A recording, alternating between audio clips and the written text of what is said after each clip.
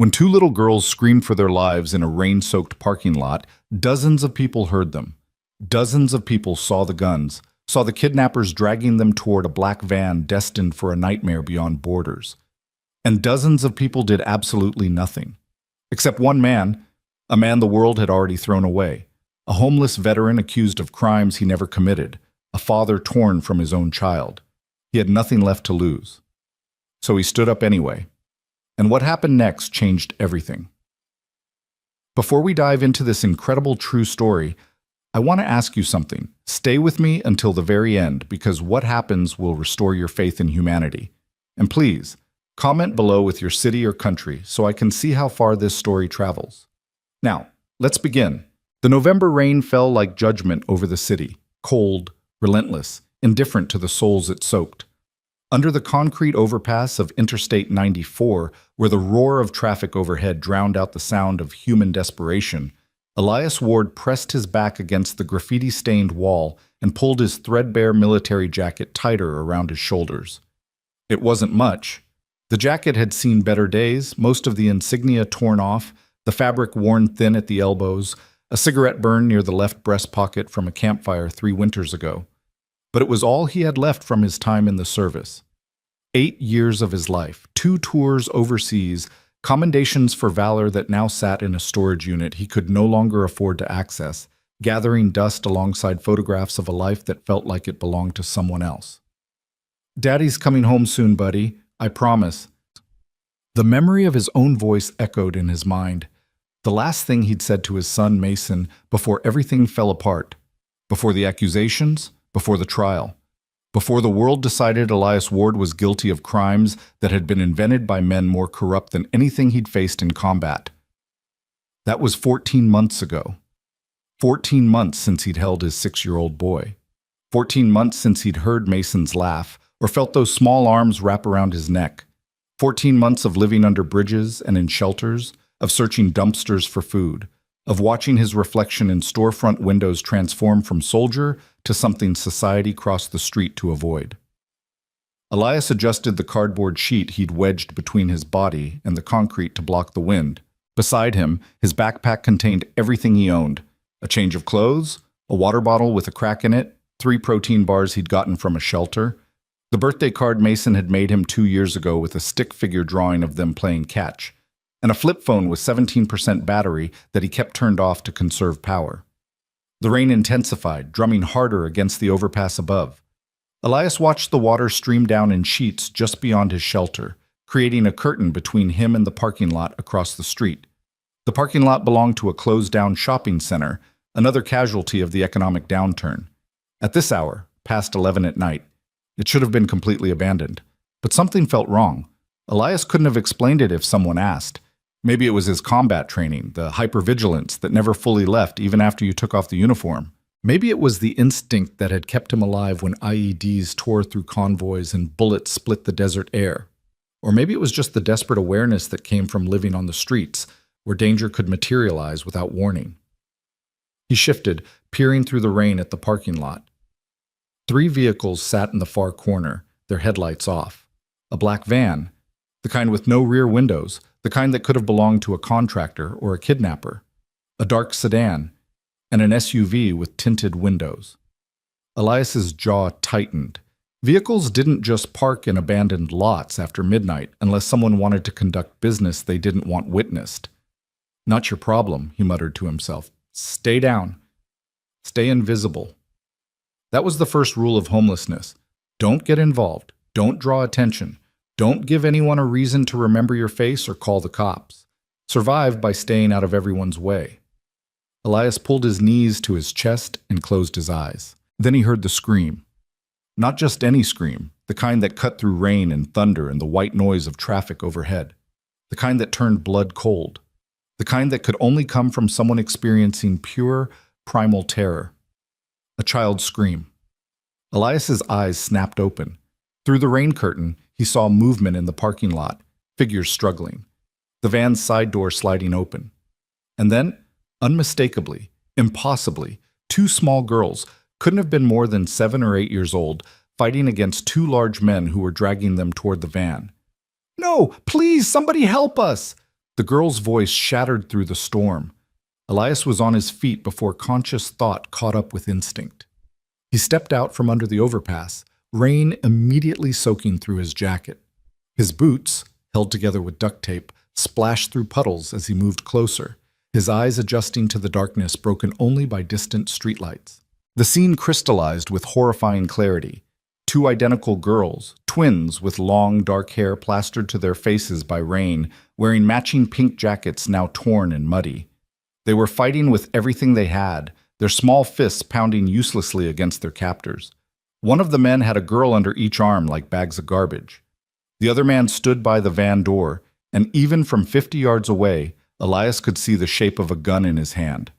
Around the parking lot's perimeter, Elias spotted them. Witnesses. At least a dozen people, some standing in doorways of the closed shops, others in their cars, having pulled over when they heard the screams. He could see the glow of cell phones, people recording, people calling 911, people bearing witness. But no one moving, no one running to help, no one willing to put themselves between those children and whatever nightmare waited inside that van. "Please," one of the girls screamed again. "Please, somebody help!" Elias felt something ancient and primal ignite in his chest. Not courage. Courage implied a choice. This was something deeper, something carved into his DNA during those 8 years in uniform, during every moment he'd stood between innocent people and those who would harm them. He started running. His boots pounded against the wet asphalt. The rain lashed his face. Every instinct from his training activated: threat assessment, tactical approach, identifying cover positions. The man with the gun was the primary target. Approximately 6'2", 220 pounds, positioned 7 feet from the van's open door. The man holding the girls was closer to 6 feet even, focused entirely on controlling his struggling captives. 50 yards became 40, became 30. "Hey!" Elias's voice boomed across the parking lot, amplified by years of shouting orders over helicopter rotors and gunfire. The man with the gun spun toward him. For a split second their eyes met through the rain, then everything went to hell. "We got a witness!" the gunman shouted. "Put them in the van! Now!" The man holding the girls moved faster, practically throwing them toward the open door. One of the twins, she had a small birthmark visible on her left cheek even through the rain and darkness, managed to twist free. She hit the ground hard, her palms scraping across wet concrete. "Laurel!" the other girl screamed from inside the van. Laurel scrambled to her feet and ran, not away from her captors, toward her sister. The gunman grabbed her, his hand fisting in her jacket. She screamed and kicked and clawed at his arms with a ferocity that would have made Elias proud if his heart wasn't breaking at the sight of such terror on a child's face. 20 yards. The gunman raised his weapon. "Stay back! I will shoot you! I will shoot this kid!" The barrel pressed against Laurel's head. Elias didn't slow down, didn't stop, didn't even flinch, because he'd seen this play before. He'd seen hostage situations in Kabul and Kandahar. He'd seen men use children as human shields. And he'd learned something crucial. Men who make threats are buying time. Men who actually intend to shoot don't announce it first. This asshole was stalling 10 yards. "I'm warning you!" 5 yards. Elias launched himself forward in a full combat tackle. He slammed into the gunman's center mass, his shoulder driving into the man's solar plexus with the full force of 200 pounds of desperation and rage. The gun discharged, a deafening crack that split the air, but the bullet went wild, sparking off the pavement 6 feet to the left. They hit the ground in a tangle of limbs. The gunman was bigger, but Elias had training and something far more dangerous. A man with nothing to lose fights different. He fights like every second might be his last. He fights without hesitation, without mercy, without the self-preservation instinct that makes most people hold back. Elias drove his elbow into the man's throat, grabbed the wrist holding the gun, and slammed it against the concrete once, twice, 3 times until the weapon clattered away. "Laurel, run!" Elias roared. The little girl didn't hesitate. She sprinted away from the van, her small form disappearing into the rain-soaked darkness. The second kidnapper, the one who'd thrown the other twin into the van, came at Elias from behind. Elias sensed rather than saw the attack, rolling away just as a boot came down where his head had been a heartbeat before. He swept his leg out, catching the man behind the knees, sending him crashing down. But the first gunman had recovered. He lunged for the loose weapon. Elias was faster. His hand closed on the grip. He came up in a crouch, weapon raised, and for one crystalline moment, everything froze. The gunman on the ground. The second kidnapper climbing to his feet. The van door still open, with one twin trapped inside and another hiding somewhere in the darkness. Distant sirens beginning to wail. And Elias Ward, homeless veteran, accused felon, forgotten father, holding a gun and trying to decide if he was about to become a killer. "Don't," Elias said quietly. "Don't make me." The first gunman's eyes flickered to something behind Elias. Elias started to turn. Pain exploded through his left shoulder. The crack of gunfire registered a split second after the bullet tore through muscle and bone. Elias staggered, his vision whiting out. A third man. There had been a third man in the SUV that he hadn't accounted for. He heard the little girl scream, the one still in the van, heard the engine roar to life, heard tires squeal as someone shouted, "Go! Go! Go!" Elias raised the gun in his right hand, his left arm hanging useless and streaming blood. He aimed at the van's rear tire. He could stop them. He could still stop them, but his vision blurred. The van accelerated, fishtailing through a puddle, and then it was gone, disappearing around a corner with one twin still trapped inside. Laurel appeared from behind a dumpster. Her face was a mask of rain and tears and absolute terror. "Lucy!" she screamed toward where the van had disappeared. "Lucy!" Elias dropped to his knees. The gun fell from his grip. Blood poured from his shoulder, mixing with rainwater, swirling into the storm drains. "It's okay," he tried to say to the little girl, but his mouth wouldn't form the words properly. You're safe. Police are..." The sirens were louder now, very close. Flashing red and blue lights painted the parking lot in strobing colors. Laurel ran to him. This tiny girl who just watched her twin sister get kidnapped ran straight to the homeless man bleeding out on the asphalt and threw her arms around his neck. "Thank you," she sobbed into his shoulder, the one that wasn't destroyed. "Thank you, thank you, thank you. Please don't die, please."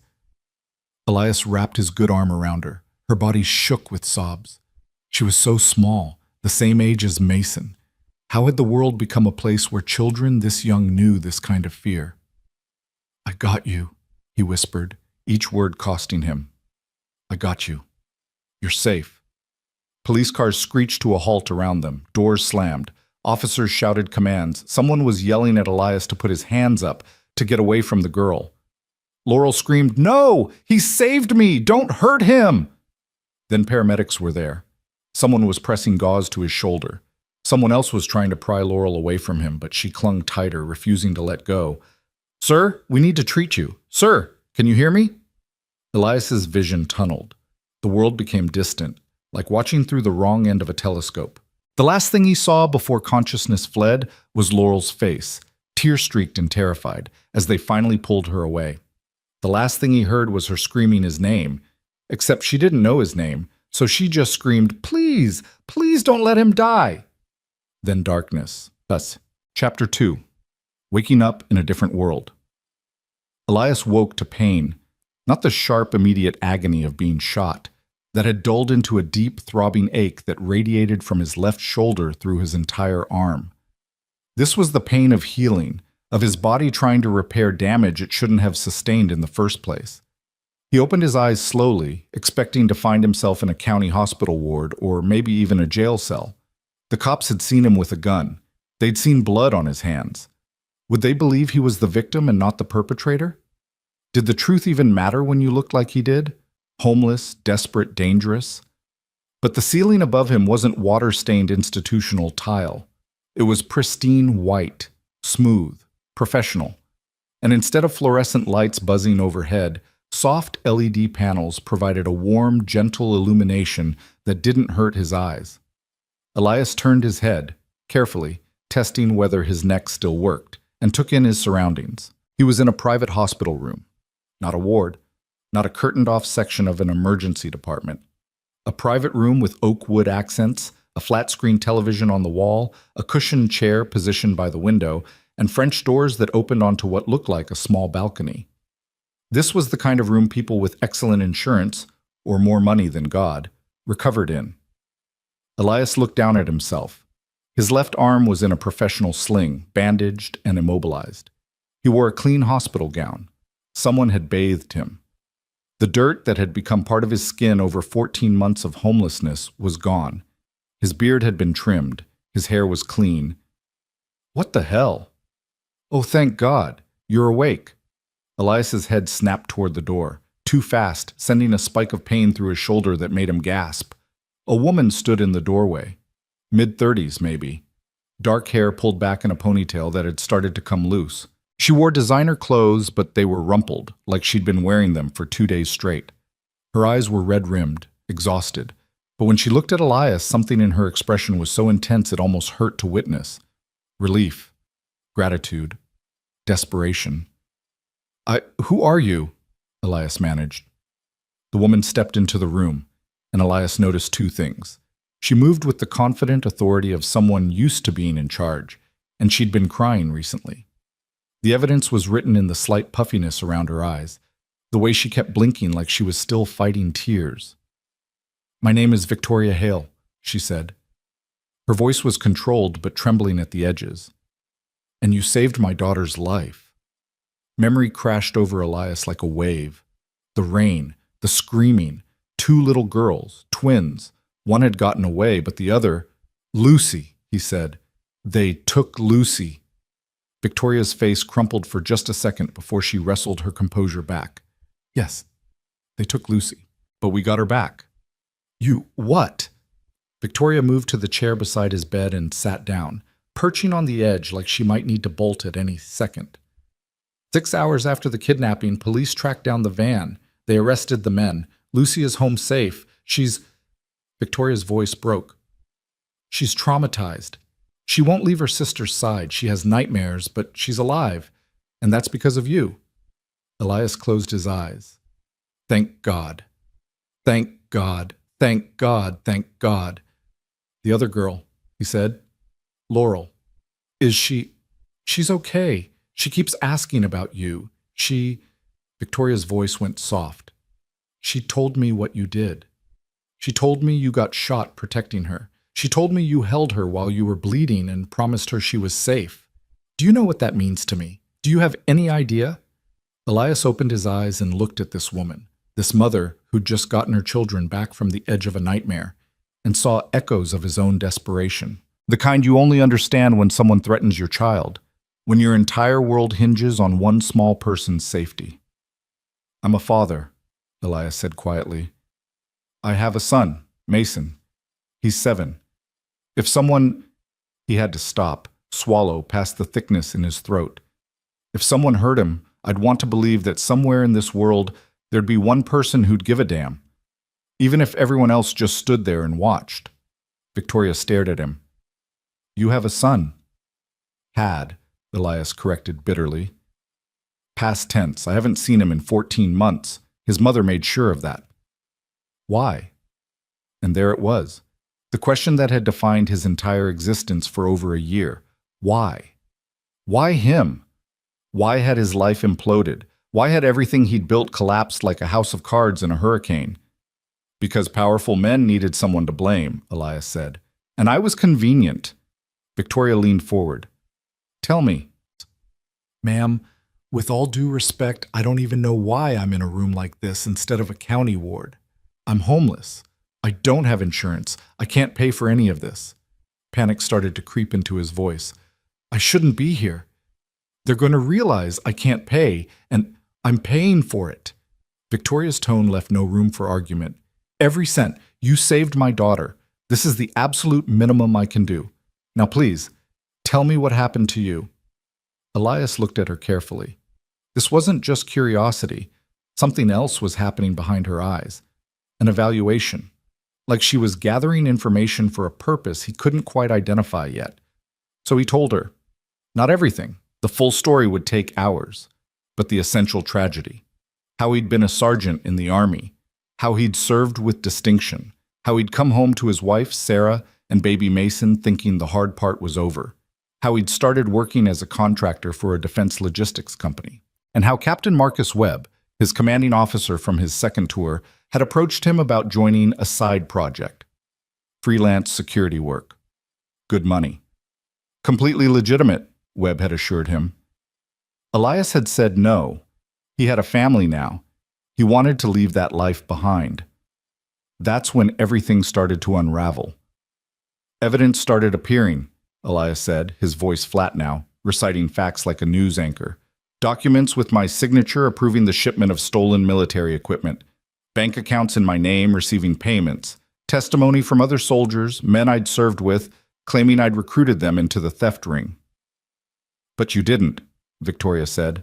It wasn't a question. No, ma'am. I didn't. Marcus Webb did. He was running the entire operation. But when federal investigators started closing in, he needed a fall guy. He had the connections, the influence, the ability to make documents appear, to make people lie, to make the truth whatever he wanted it to be. Your wife believed them? Elias's laugh was hollow. Sarah started sleeping with Webb 6 months before any of this went public. I found out during the trial. She lied on the stand, said she'd seen me with stolen equipment, said I'd told her about the money, said she was scared of me. Jesus Christ. The judge, federal judge Raymond Hartford, accepted every piece of fraudulent evidence, threw out anything my public defender tried to present. When I was convicted, Hartford gave me 8 years, said I was a disgrace to the uniform, a traitor, said men like me deserved to rot. And your son. This was the part that broke Elias every single time. His voice dropped to barely a whisper. Sarah got full custody, filed a restraining order, claimed I was violent, dangerous, a threat. I appealed, tried everything. But with a felony conviction and a restraining order, I had no chance. Then I lost my job, lost my apartment, couldn't afford a lawyer. And by the time I'd exhausted every legal option, he gestured around the hospital room with his good hand. This became my life, living under bridges, eating from dumpsters, trying to save enough money from panhandling to make one phone call a month to hear my son's voice for 5 minutes. Victoria's expression had transformed during his story. The exhaustion was still there, but now it was joined by something Elias recognized from mirrors. Rage. The cold, focused kind. The kind that wasn't hot anger, but rather a decision made in steel. Marcus Webb, she said. Judge Hartford, your ex-wife. They're still out there, living their lives, unpunished. Yes, ma'am. That's not justice. No, ma'am, it's not. But I stopped believing in justice about 13 months ago. Victoria stood up and walked to the window. The morning sun was breaking through clouds, painting the city in gold. When she turned back to Elias, her expression had shifted into something he couldn't quite read. Determination, calculation, purpose. Mr. Ward, Elias, I need to tell you something about the kidnapping, about why it happened, because this conversation isn't over, not by a long shot. She sat back down and folded her hands in her lap, and when she spoke, her voice carried the weight of someone about to share information that changed everything. I'm the CEO of Hale Defense Systems, Victoria began. We manufacture communication systems for the military, satellite technology, encrypted networks, tactical field equipment. Last year, my company was selected as a finalist for a $12 billion Department of Defense contract, the single largest telecommunications project in DoD history. Elias listened, his tactical mind already starting to piece together where this was going. There's one other company in the running, Victoria continued, Titan Strategic Solutions, run by a man named Marcus Webb. The name hit Elias like a second gunshot. Webb? He repeated, his voice strangled. Captain Marcus Webb? Victoria's eyes widened. You know him. He's the one, Elias said. He's the one who framed me. He's the reason I lost everything. The silence that fell between them was heavy with implications neither of them wanted to voice yet. Finally, Victoria spoke. The contract decision is scheduled for 3 weeks from now. Whoever wins essentially controls military communications infrastructure for the next decade. It's not just about money, it's about influence, power, access. And Webb is losing, Elias said, understanding crystallizing. His company has had issues, quality control problems, a scandal involving equipment failures in the field.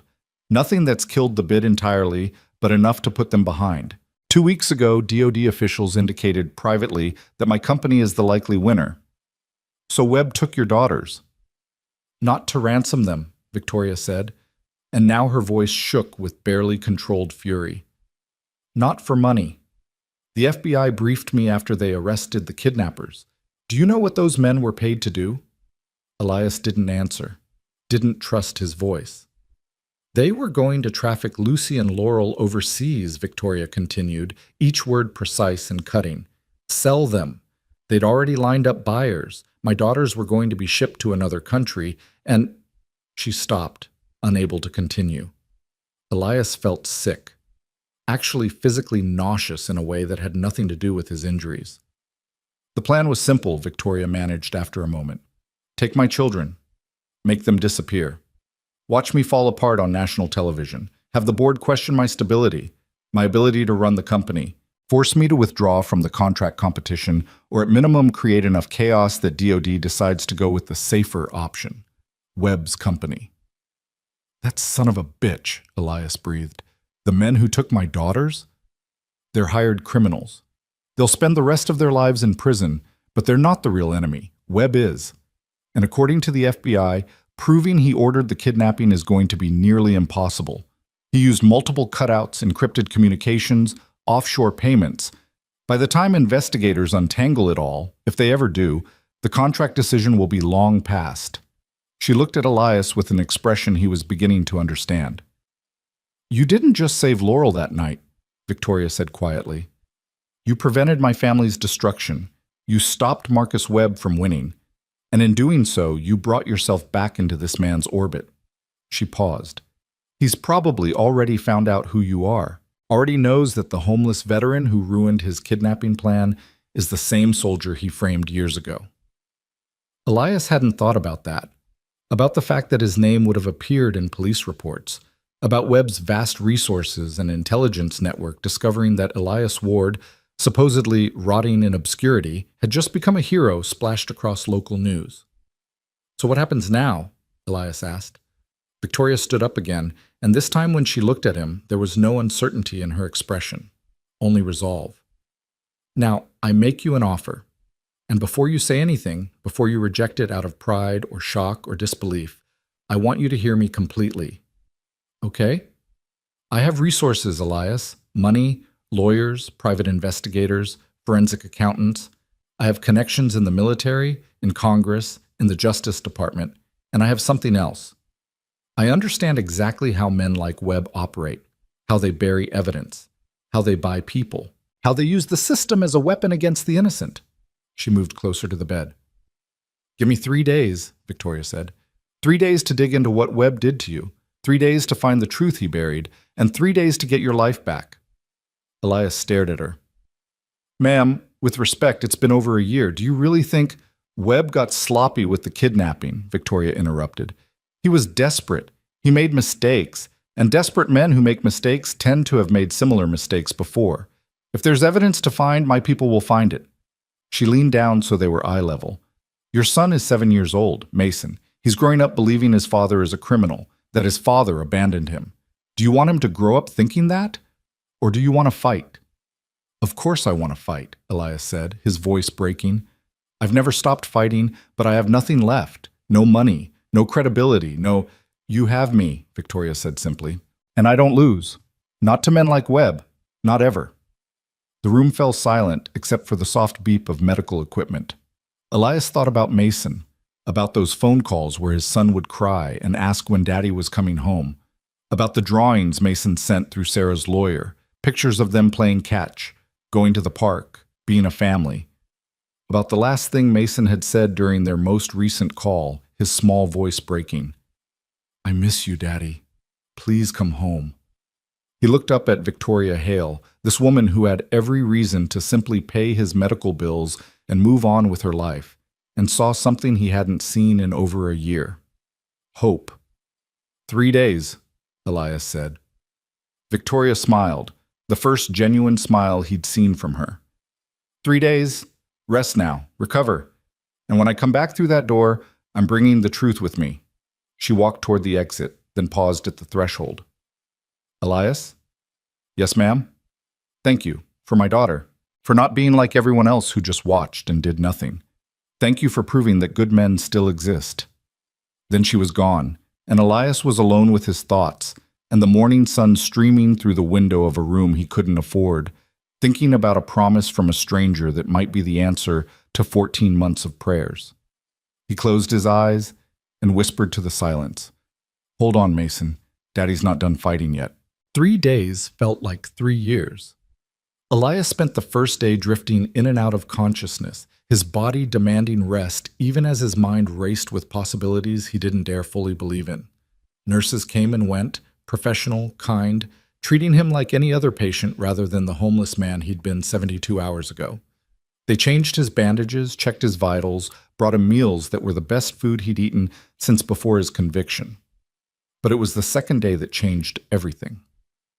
Elias was sitting up in bed, carefully testing his range of motion with his injured shoulder when the door opened. He expected Victoria. Instead, 2 small figures rushed into the room with the velocity of missiles. "It's him! It's him!" Laurel reached him first, stopping just short of the bed, her eyes wide and shining with tears. Lucy was right behind her, and Elias realized this was the first time he was seeing her, really seeing her, without rain and darkness obscuring her face. The twins were identical except for one detail. Lucy had a small scar near her right eyebrow, probably from some childhood accident, while Laurel had the birthmark he'd noticed during the kidnapping. "Hi," Elias said softly, unsure what else to say to 2 children who'd been through hell. "You saved me," Laurel whispered.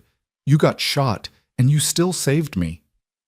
"And you stopped them long enough for the police to find me," Lucy added, her voice trembling.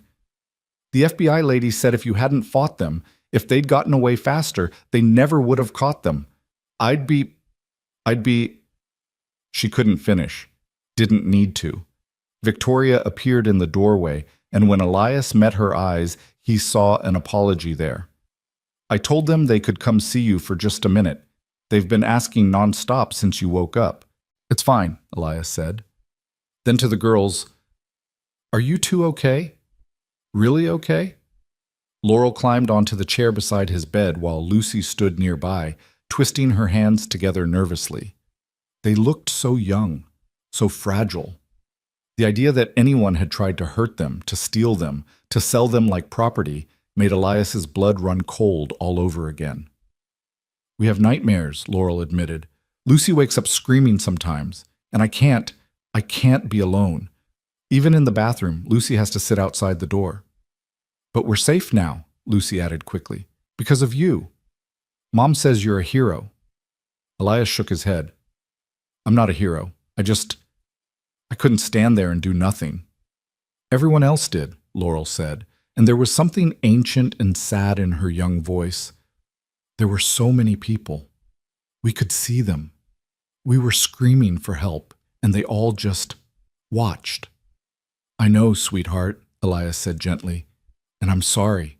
I'm sorry the world works that way sometimes. But you're safe now. That's what matters." Lucy moved closer, studying his face with an intensity that reminded him of how Mason used to look at him when trying to figure out if Daddy was telling the truth about monsters not being real.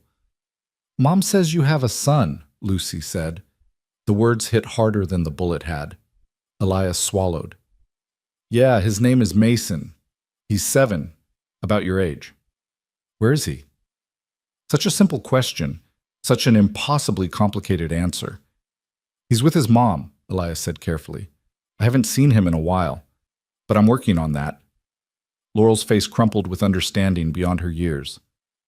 "That's not fair. You saved us. You should get to see your little boy." "Life isn't always fair, sweetheart." "Mom's going to fix it," Lucy said with absolute confidence. "Mom fixes everything. She says she's going to help you get Mason back." Victoria stepped fully into the room. "Girls, we should let Mr. Ward rest." "Elias," he corrected. "Please. Just Elias." "Can we come visit again?" Laurel asked, reluctant to leave. "I'd like that." The twins hugged each other, That unconscious gesture of twins who'd always had each other and now clung even tighter after almost being separated forever and left with their mother. But at the door, Laurel turned back. "Thank you," she said again. "For not being scared. For running toward us instead of away." After they left, Elias sat in silence, staring at his hands. Those words echoed in his mind. Running toward us instead of away. How many people had watched those girls being taken and chosen their own safety over two children's lives? How had the world become a place where that was the norm? He thought about Mason. About what he would want someone to do if his son was in danger. The answer was simple. Everything. He'd want someone to do everything. Maybe that's all heroism really was. Treating other people's children the way you'd pray someone would treat yours. The door opened again. This time it was Victoria, alone, carrying a leather briefcase that looked expensive enough to cost more than Elias's last car. "They love you already," Victoria said, settling into the chair Laurel had vacated. "Lucy asked if you could come to her birthday party next month." "That's very kind, but—" "I told her maybe," Victoria interrupted, "because what happens in the next few hours is going to determine a lot about where you'll be next month." She set the briefcase on the bed and clicked it open. "I have news. And Elias, I need you to brace yourself." His heart rate picked up. "Did you find something?" "We found everything." Victoria pulled out a tablet and turned it toward him. On the screen was a photograph of Marcus Webb, older now than Elias remembered, his hair graying at the temples, wearing an expensive suit and smiling at some corporate event. Seeing that face again after all this time sent a jolt of pure rage through Elias's system. "My team has been working around the clock," Victoria said, her voice taking on the crisp efficiency of a CEO delivering a briefing. "Forensic accountants, private investigators, former FBI agents I keep on retainer, and a few people with, let's call them specialized skills in digital recovery." She swiped to the next image, a spreadsheet showing financial transactions. "We started with Webb's current activities, the kidnapping attempt. Like I said before, he was sloppy. Desperate people make mistakes. We traced the payments to the kidnappers through 4 shell companies, 2 offshore accounts, and a cryptocurrency exchange. It took my team 48 hours to crack it, but we have a direct financial connection from Marcus Webb to the men who took my daughters." "That's good," Elias said. "That means the FBI can—" "It gets better," Victoria interrupted. "Because once we established his current pattern of criminal activity, we knew what to look for in his past. And Elias, your case? It's textbook. The same playbook, the same shell companies, just with different names, the same methods of evidence fabrication, even some of the same people." She swiped again. More documents, bank records, emails, personnel files. Captain Marcus Webb ran a military equipment theft ring for 3 years. We have the evidence, real evidence, not the manufactured garbage he used to frame you. He stole approximately $40 million worth of equipment and sold it on the black market. And when you refused to join his operation, when you became a liability who might eventually figure out what was happening, he decided to eliminate you. Elias's hands were shaking. "How did you find this? I had lawyers. They couldn't find anything." "You had a public defender handling 70 cases simultaneously," Victoria said gently. "You had no resources, no money, no access to the kind of investigators who can pull digital evidence from servers that were supposedly wiped clean." She leaned forward. "Webb thought he'd buried everything, but he didn't count on someone with unlimited resources and a personal vendetta deciding to dig." "What about Sarah?" The name tasted bitter. "My ex-wife. Her testimony was crucial to my conviction." Victoria's expression hardened. "Sarah Ward began an affair with Marcus Webb approximately 8 months before your arrest. We have hotel records, credit card receipts, text messages recovered from Webb's backup servers. He never permanently deleted anything, arrogant bastard. In the messages, he coaches her on exactly what to say in court. Promises her money, protection, a life together once you're out of the way." Elias closed his eyes. Hearing it confirmed, knowing for certain that the woman he'd loved, the mother of his child, had deliberately destroyed him, hurt worse than the gunshot. "There's more," Victoria continued. "Judge Raymond Hartford, the federal judge who presided over your case, He received $250,000 deposited into an account held in his nephew's name. The deposit came from one of Webb's shell companies 2 weeks before your trial began. We have the transfer records. We have emails between Hartford and Webb discussing ensuring the right outcome. Jesus Christ. The soldiers who testified against you? 4 of them received payments ranging from $50,000 to $100,000 each. 2 of them have since died, one from a drug overdose, one from a car accident that the police classified as suspicious but never solved. The other 2 are still alive, and my investigators have already made contact. One of them, Sergeant David Chen, agreed to talk. He's willing to testify that Webb threatened his family if he didn't lie under oath. Victoria set the tablet down and pulled out a thick folder. This is everything. Financial records, communications, witness statements, forensic analysis of the evidence used against you. It's airtight, Elias. Absolutely airtight. We have enough here to vacate your conviction, disbar the judge, and put Marcus Webb in federal prison for the rest of his natural life. Elias stared at the folder like it might evaporate if he blinked. I can't. There's one more thing, Victoria said softly. She pulled out her phone and played a video. On the screen, Mason appeared, his son, his beautiful boy, sitting in what looked like a school classroom. He'd grown. His face had lost some of its baby roundness.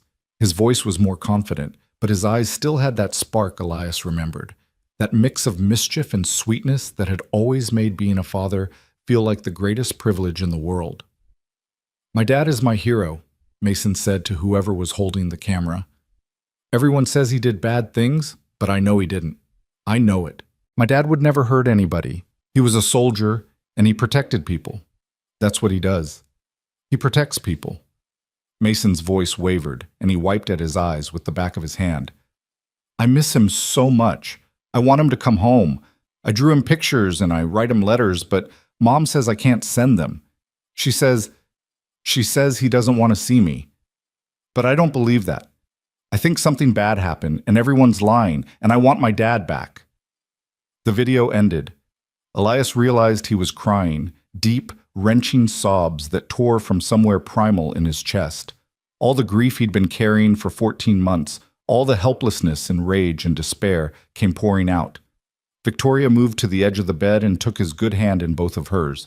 She didn't say anything, just held on while he fell apart. When Elias could finally breathe again, he looked up at her with red eyes. Where did you get that video? Mason's teacher recorded it for a class project about heroes. She posted it on a private school website 3 months ago. One of my investigators found it. Victoria's own eyes were wet. That little boy loves you, Elias. He's been waiting for you.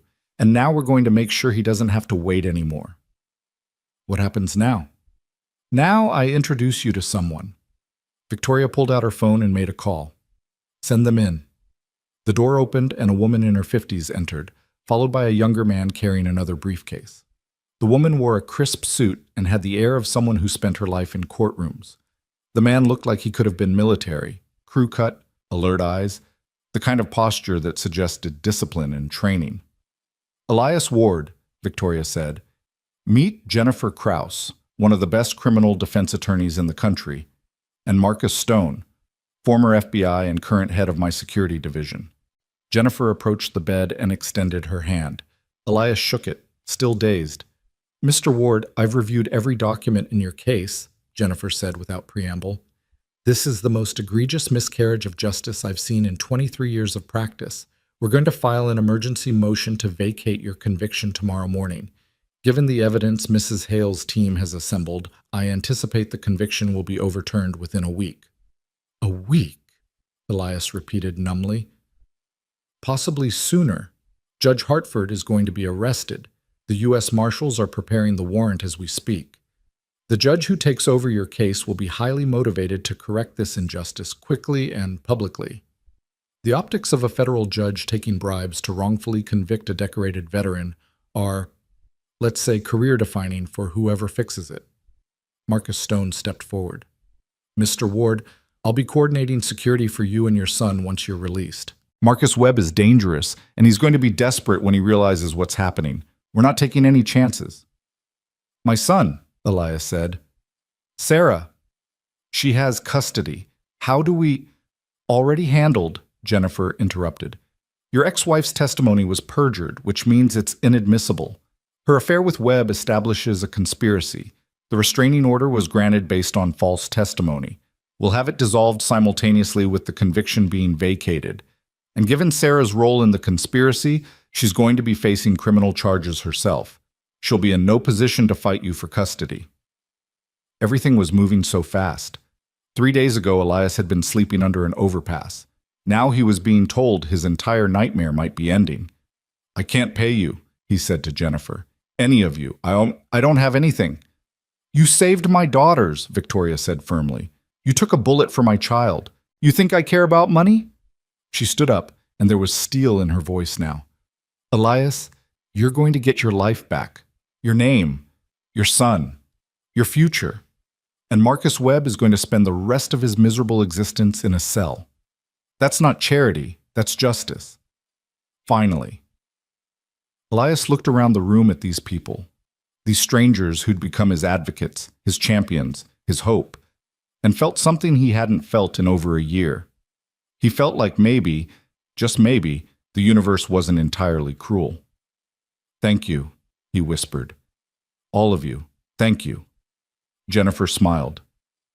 Thank us by being ready to fight. Tomorrow morning we go to war. And Mr. Ward, we're going to win. The next 72 hours blurred together in a chaos of legal proceedings, police interviews, and media attention that Elias was completely unprepared for. Jennifer had been right. Once the evidence hit the federal court system, things moved with stunning speed. Judge Raymond Hartford was arrested in his chambers. The news footage showed him in handcuffs, his face pale and stricken, as U.S. Marshals led him out of the courthouse he'd presided over for 15 years. The charges, bribery, conspiracy, obstruction of justice, and violation of civil rights under color of law. His bail was set at $5 million. Sarah was arrested at her home. Elias watched the news coverage from his hospital room, his emotions a complicated tangle. Part of him felt vindicated. Part of him just felt sad for Mason, who would now have both parents caught up in legal nightmares. But it was Marcus Webb's arrest that made headlines nationally. The FBI raided Titan Strategic Solutions headquarters at dawn. They arrested Webb in front of his entire executive team.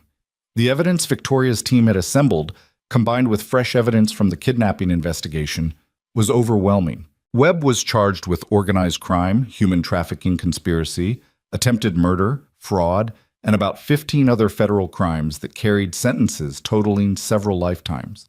The defense contract was immediately suspended pending the criminal investigation. And through it all, Victoria stood beside Elias.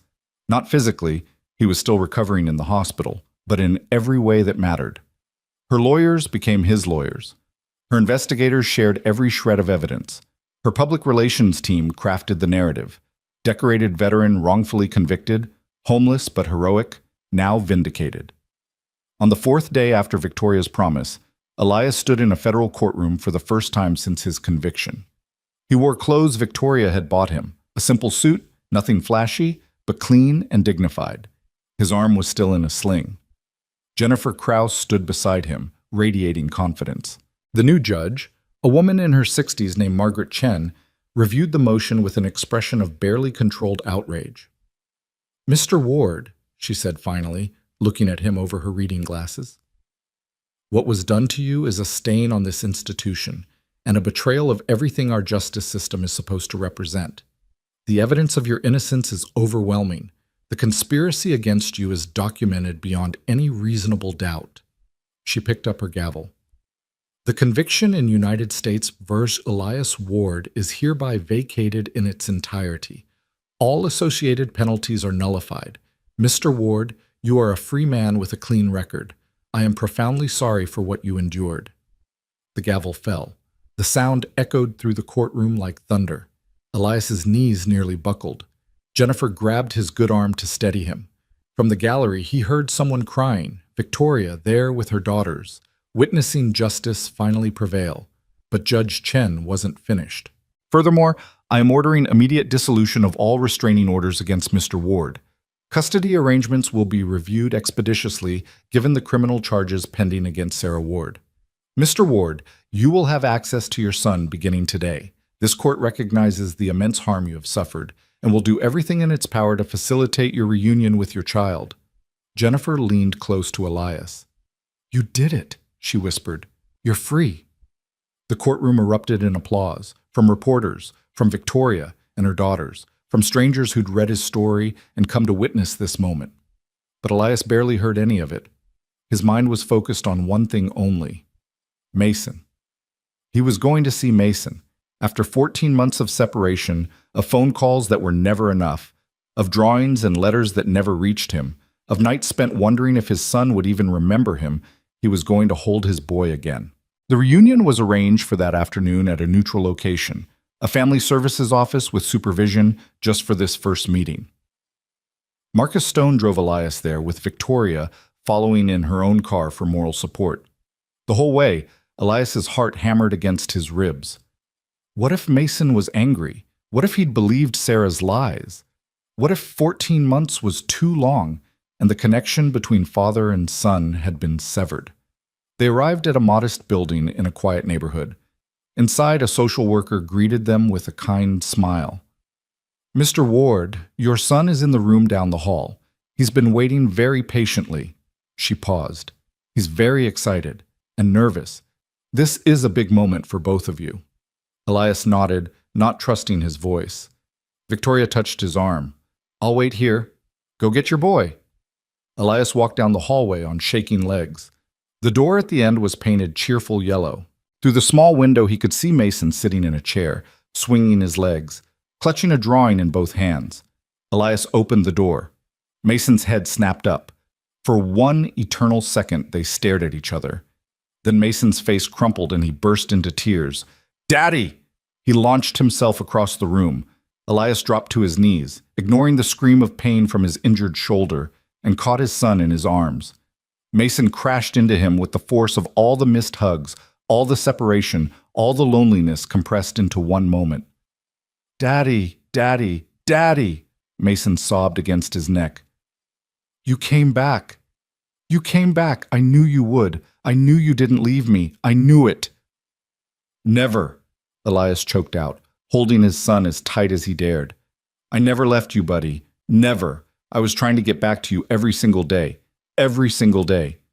Mason pulled back just enough to look at his father's face, his small hands reaching up to touch Elias's cheeks, his nose, his hair, as if confirming he was real.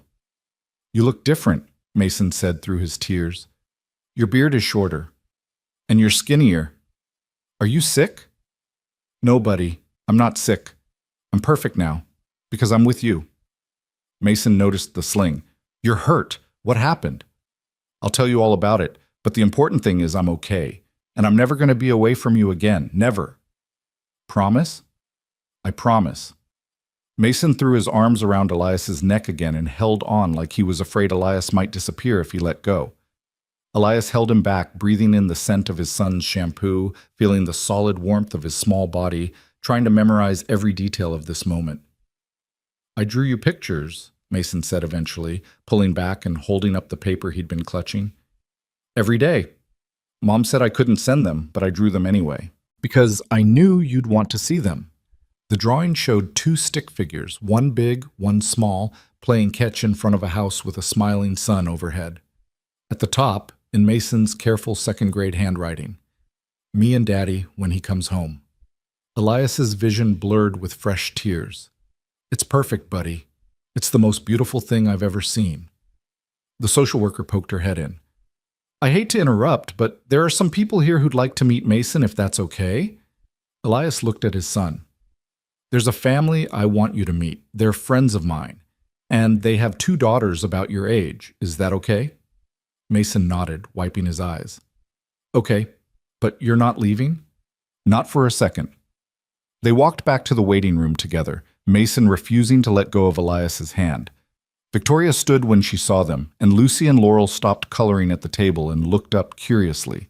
Mason, Elias said, this is my friend Victoria, and these are her daughters, Lucy and Laurel. Mason studied the twins with the serious consideration of a 7-year-old meeting potential new friends. You're twins. Yep, Laurel said. We're exactly the same, except I have this birthmark, and Lucy has a scar. That's cool, Mason said. I always wanted a brother or sister. Lucy smiled. Your dad saved us. He's a real hero. Mason's chest puffed up with pride. I know. I told everyone he was a hero, but nobody believed me except my teacher. But I was right. The adults exchanged looks over the children's heads, looks that said everything about how this moment felt sacred, how something broken was being rebuilt, how families came in unexpected forms. Victoria knelt down to Mason's level. Your dad is staying with me for a little while, until he gets his own place. Which means, if it's okay with your dad, you'll get to see these two a lot. They'd love to have someone to play with. Mason looked at Elias for confirmation. At Elias's nod, Mason turned back to the girls. Do you like Legos? We love Legos, Lucy exclaimed. Then we're going to be friends, Mason decided with the simple certainty of childhood. And just like that, the 4 adults watched as 3 children who'd all survived different kinds of trauma began building something new together. Mason showed the girls his drawing. Laurel told him about their dog. Lucy asked if he wanted to help them build a Lego spaceship. Within minutes, they were sitting on the floor together, chattering like they'd known each other their whole lives. Victoria moved to stand beside Elias. He's beautiful, she said quietly. He looks just like you. He's everything, Elias replied. He's my whole world. What happens now? Where will you two live? Elias had been trying not to think about that. I don't know. I need to find a job, an apartment. Mason's in school, so we need to stay in the district. I have some back pay coming from the army, and apparently I'm entitled to compensation for wrongful imprisonment, but that'll take time to process. In the meantime, he trailed off, the weight of practical reality crashing down on the joy of reunion. In the meantime, you both stay with me, Victoria said firmly. Victoria, I can't. Yes, you can. I have a house with 8 bedrooms. Most of them are empty. You and Mason take 2 of them. Stay as long as you need. No rent, no timeline, no strings attached. She held up a hand when he started to protest. Elias, you saved my children, and more than that, you proved to my daughters that good people still exist in this world. You gave them back their faith in humanity. That's worth more than I could ever repay. So please, let me help. Let me give your son a safe place to land while you get back on your feet. Elias looked at Mason, who was showing the twins how to build what appeared to be a Lego dinosaur, and felt something crack open in his chest. Not breaking, opening, like a seed that had been buried in frozen ground finally feeling warmth and starting to grow. Okay, he said. Okay, but temporary. Just until I figure things out. Victoria smiled. Of course, temporary. They both knew she was lying. This was the beginning of something neither of them could have predicted or planned. A homeless veteran and a CEO. A single father and a mother of twins. 2 people from completely different worlds, thrown together by violence and trauma, finding in each other something neither had known they needed. But that understanding would come later. For now, Elias simply stood beside Victoria Hale, watching their children become friends, and let himself believe, for the first time in 14 months, that maybe his life wasn't over after all. Maybe it was just beginning. Mason looked up from the Lego creation and grinned at his father, that pure, unshadowed smile Elias had missed so desperately. Daddy, come help us! We're building a spaceship to Mars! Elias crossed the room and knelt beside his son, wincing slightly as his shoulder protested. Mason immediately leaned against him, unconsciously seeking that physical contact he'd been denied for so long. Lucy handed Elias a handful of blocks. Laurel explained their vision for the spaceship's cockpit, and for the first time since a courtroom had stolen his freedom and his family, Elias Ward felt something that had been missing for so long he'd almost forgotten what it felt like. He felt like he was home. Victoria's home was nothing like what Elias had expected. He'd imagined something cold and sterile, the kind of minimalist mansion that screamed wealth but lacked warmth. Instead, when Marcus Stone pulled the SUV through the iron gates and up the circular driveway, Elias found himself staring at a sprawling colonial with ivy climbing the brick facade, flower boxes beneath every window, and a tire swing hanging from an ancient oak tree in the front yard. "It's big," Mason whispered from beside him, his eyes wide. "It's a home," Victoria said from the front passenger seat, glancing back with a soft smile. "It's meant to be lived in, not looked at. Come on, I'll show you your rooms."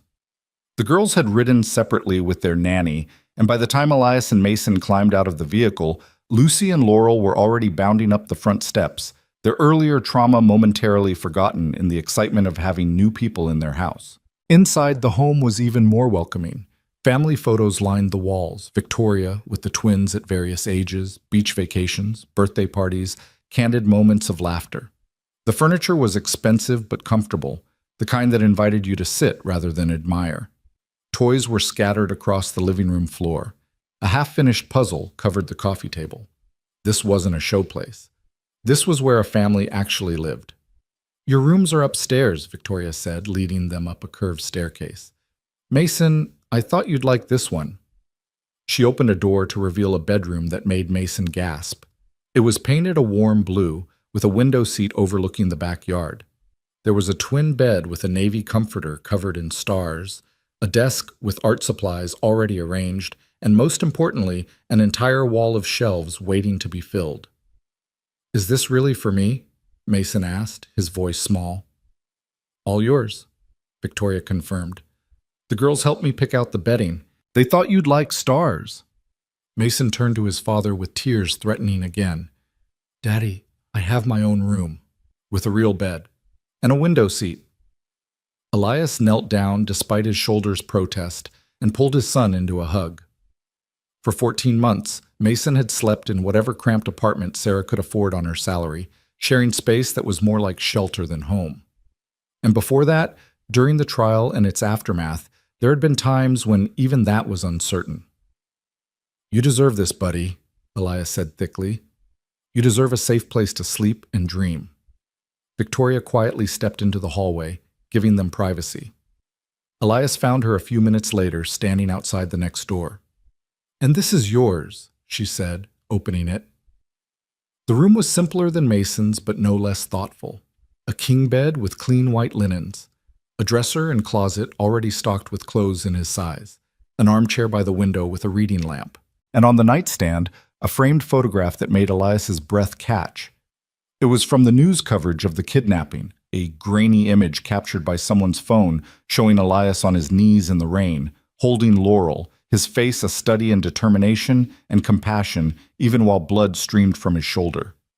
Someone had printed it, framed it, and placed it where he'd see it every morning when he woke. "I wanted you to remember," Victoria said softly. "On the hard days, when you're rebuilding and everything feels impossible, I wanted you to remember who you really are." Elias couldn't speak. He just nodded.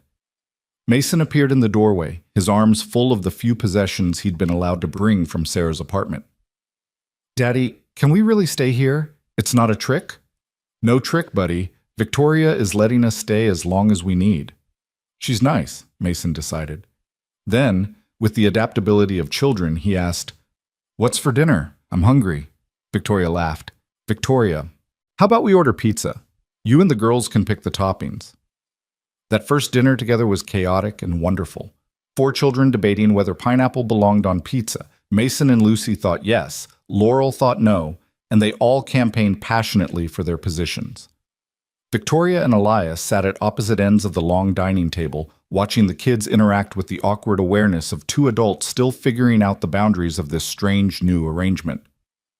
After dinner, the children scattered to Mason's new room to build an even more elaborate Lego spaceship. Elias and Victoria found themselves alone in the kitchen, cleaning up paper plates and pizza boxes. "He's adjusting well," Victoria observed. "Mason, I worried it might be overwhelming." He's resilient," Elias said. "He's had to be, but yeah, I'm grateful he's taking this in stride." He paused, setting down the trash bag he'd been filling. "Victoria, I need to say something. I know you keep telling me this is repayment for saving Laurel, but we both know that doesn't justify all this. You've given me back my entire life, my freedom, my son. A place to live. Legal representation that would cost hundreds of thousands of dollars. I can never repay that. Victoria turned to face him, leaning against the counter.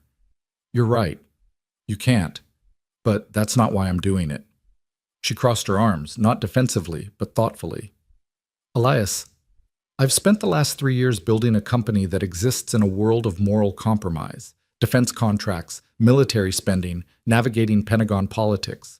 I've had to make decisions that kept me up at night. I've had to play games with people like Marcus Webb, who see ethics as obstacles rather than guidelines. She moved to the kitchen window, looking out at the backyard where the tire swing swayed gently in the evening breeze. When those men took my daughters, I felt completely helpless for the first time in my adult life. All my money, all my influence, all my carefully cultivated connections, none of it mattered. My children were being stolen, and I couldn't stop it. She turned back to him. And then you appeared. A man the world had discarded. A man with nothing. And you did what dozens of people with everything couldn't do. You ran toward danger because it was right. I'm not special, Elias protested. Yes, you are, Victoria said firmly, because most people aren't willing to sacrifice themselves for strangers. Most people choose safety over conscience. You didn't. You proved that goodness isn't about resources or status. It's about character. She smiled sadly. You reminded me what kind of world I want to build for my daughters. So this isn't charity, Elias.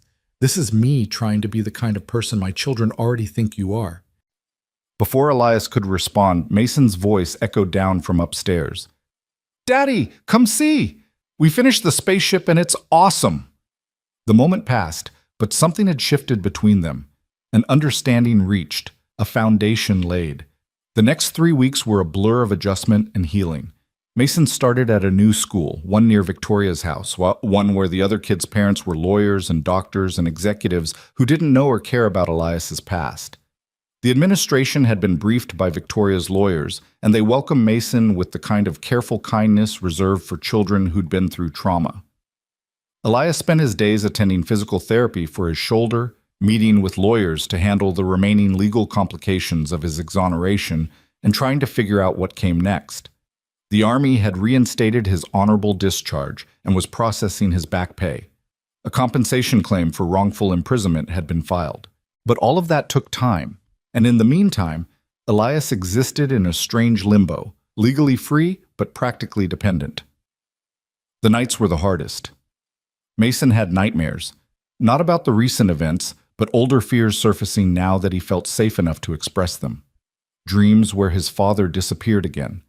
Dreams where he was alone. Elias would wake to his son's cries and rush to the blue bedroom, holding Mason until the fear passed. I'm here, Elias would whisper into his son's hair. I'm right here. I'm never leaving. Promise? I promise.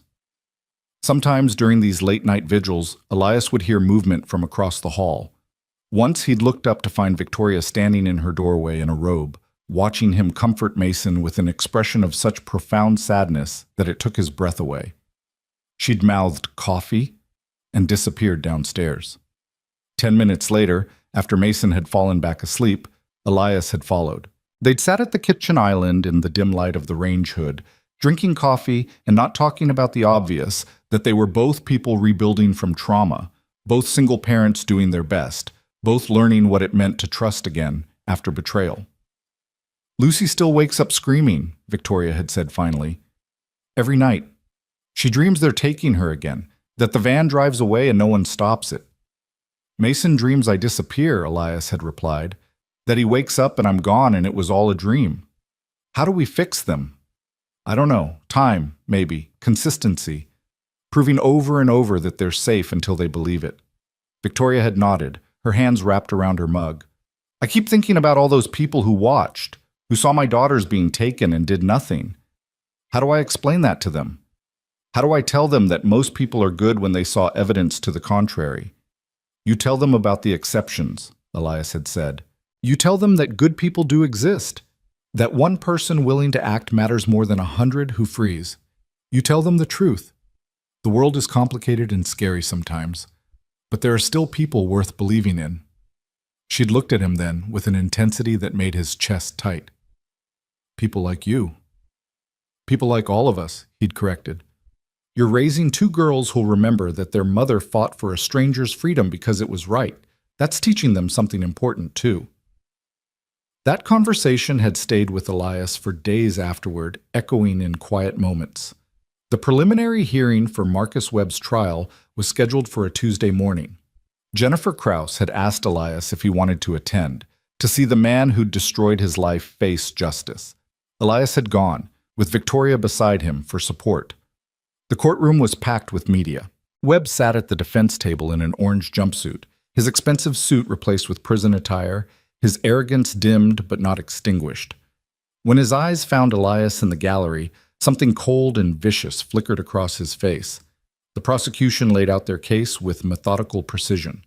The evidence of the kidnapping conspiracy, the financial crimes, the murder-for-hire charges related to two witnesses who died under suspicious circumstances, and then, almost as an afterthought, the evidence of Elias's wrongful conviction.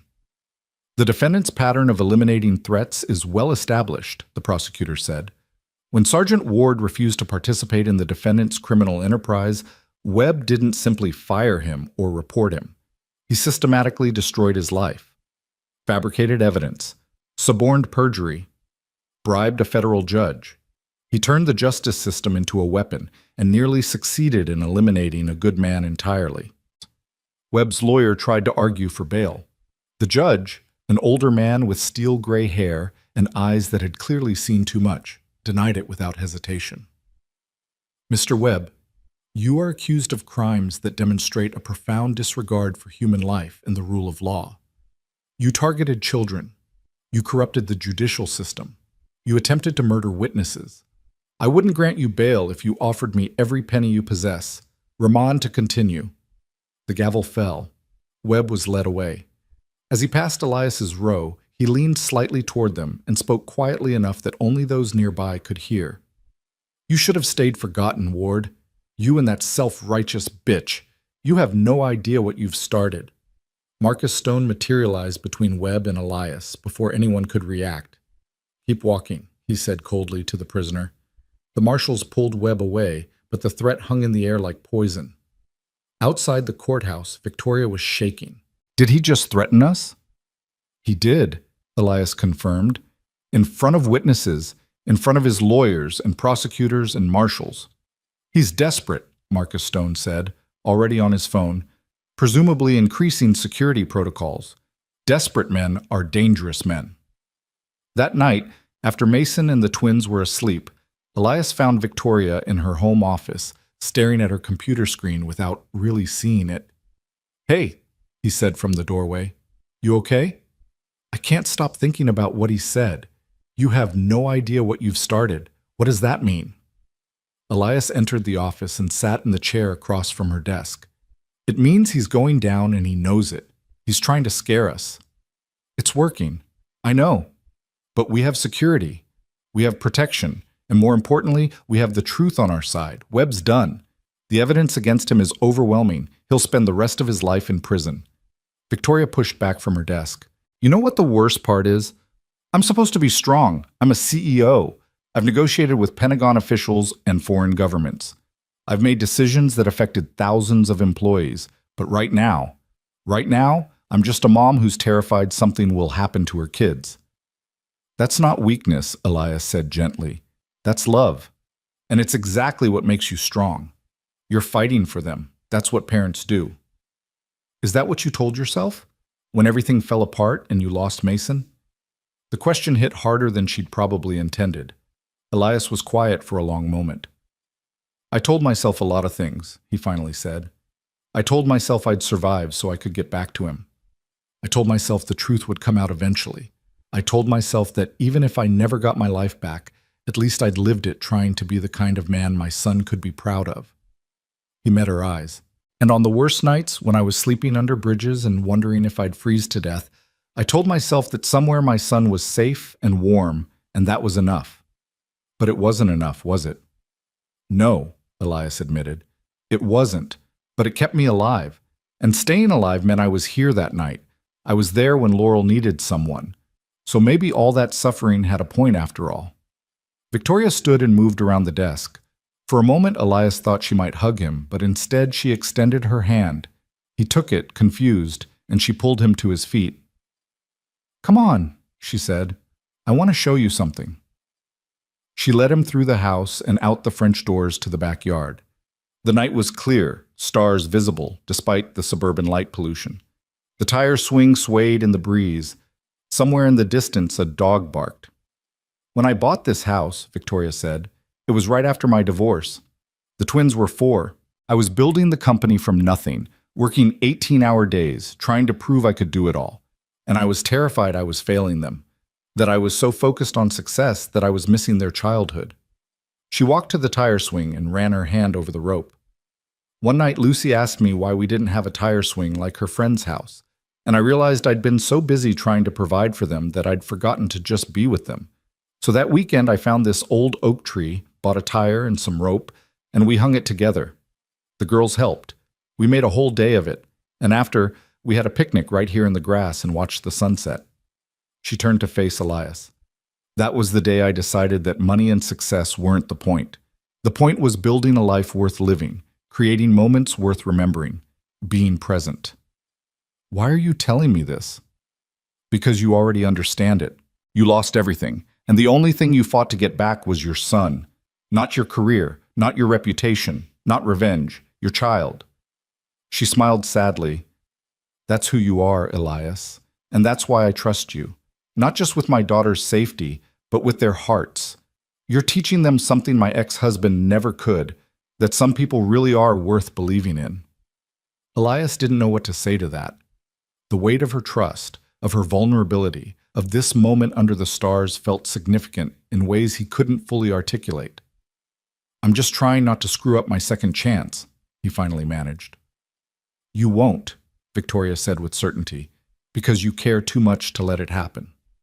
They stood in comfortable silence for a while, listening to the night sounds, both lost in thoughts of children sleeping safely upstairs and the strange paths that had brought them to this moment.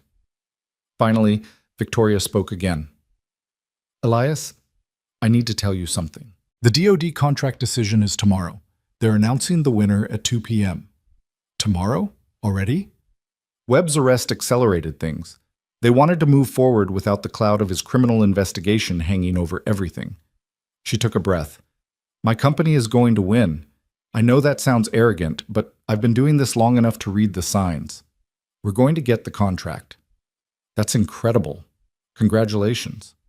"Thank you, but it means things are going to change. Media attention, increased security. My schedule is going to get insane for a while." She hesitated. "I don't want you and Mason to feel like you have to leave. This is your home for as long as you need it, but I also know it might get complicated." "We'll figure it out," Elias interrupted. "You've done everything for us. If you need space, if things get too chaotic, we can find somewhere." "That's not what I'm saying." Victoria cut him off. "I'm saying I want you to stay, both of you. I'm saying the girls talk about Mason like he's family already. I'm saying Lucy told me yesterday that having you here makes her feel safe.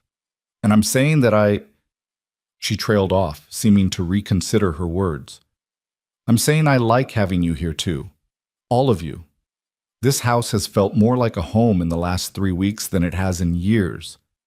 Before Elias could process that, before he could examine the implications of what she was saying and what it might mean, his phone buzzed. He pulled it out to find a text from Jennifer Krause. "Sarah just took a plea deal," he read aloud.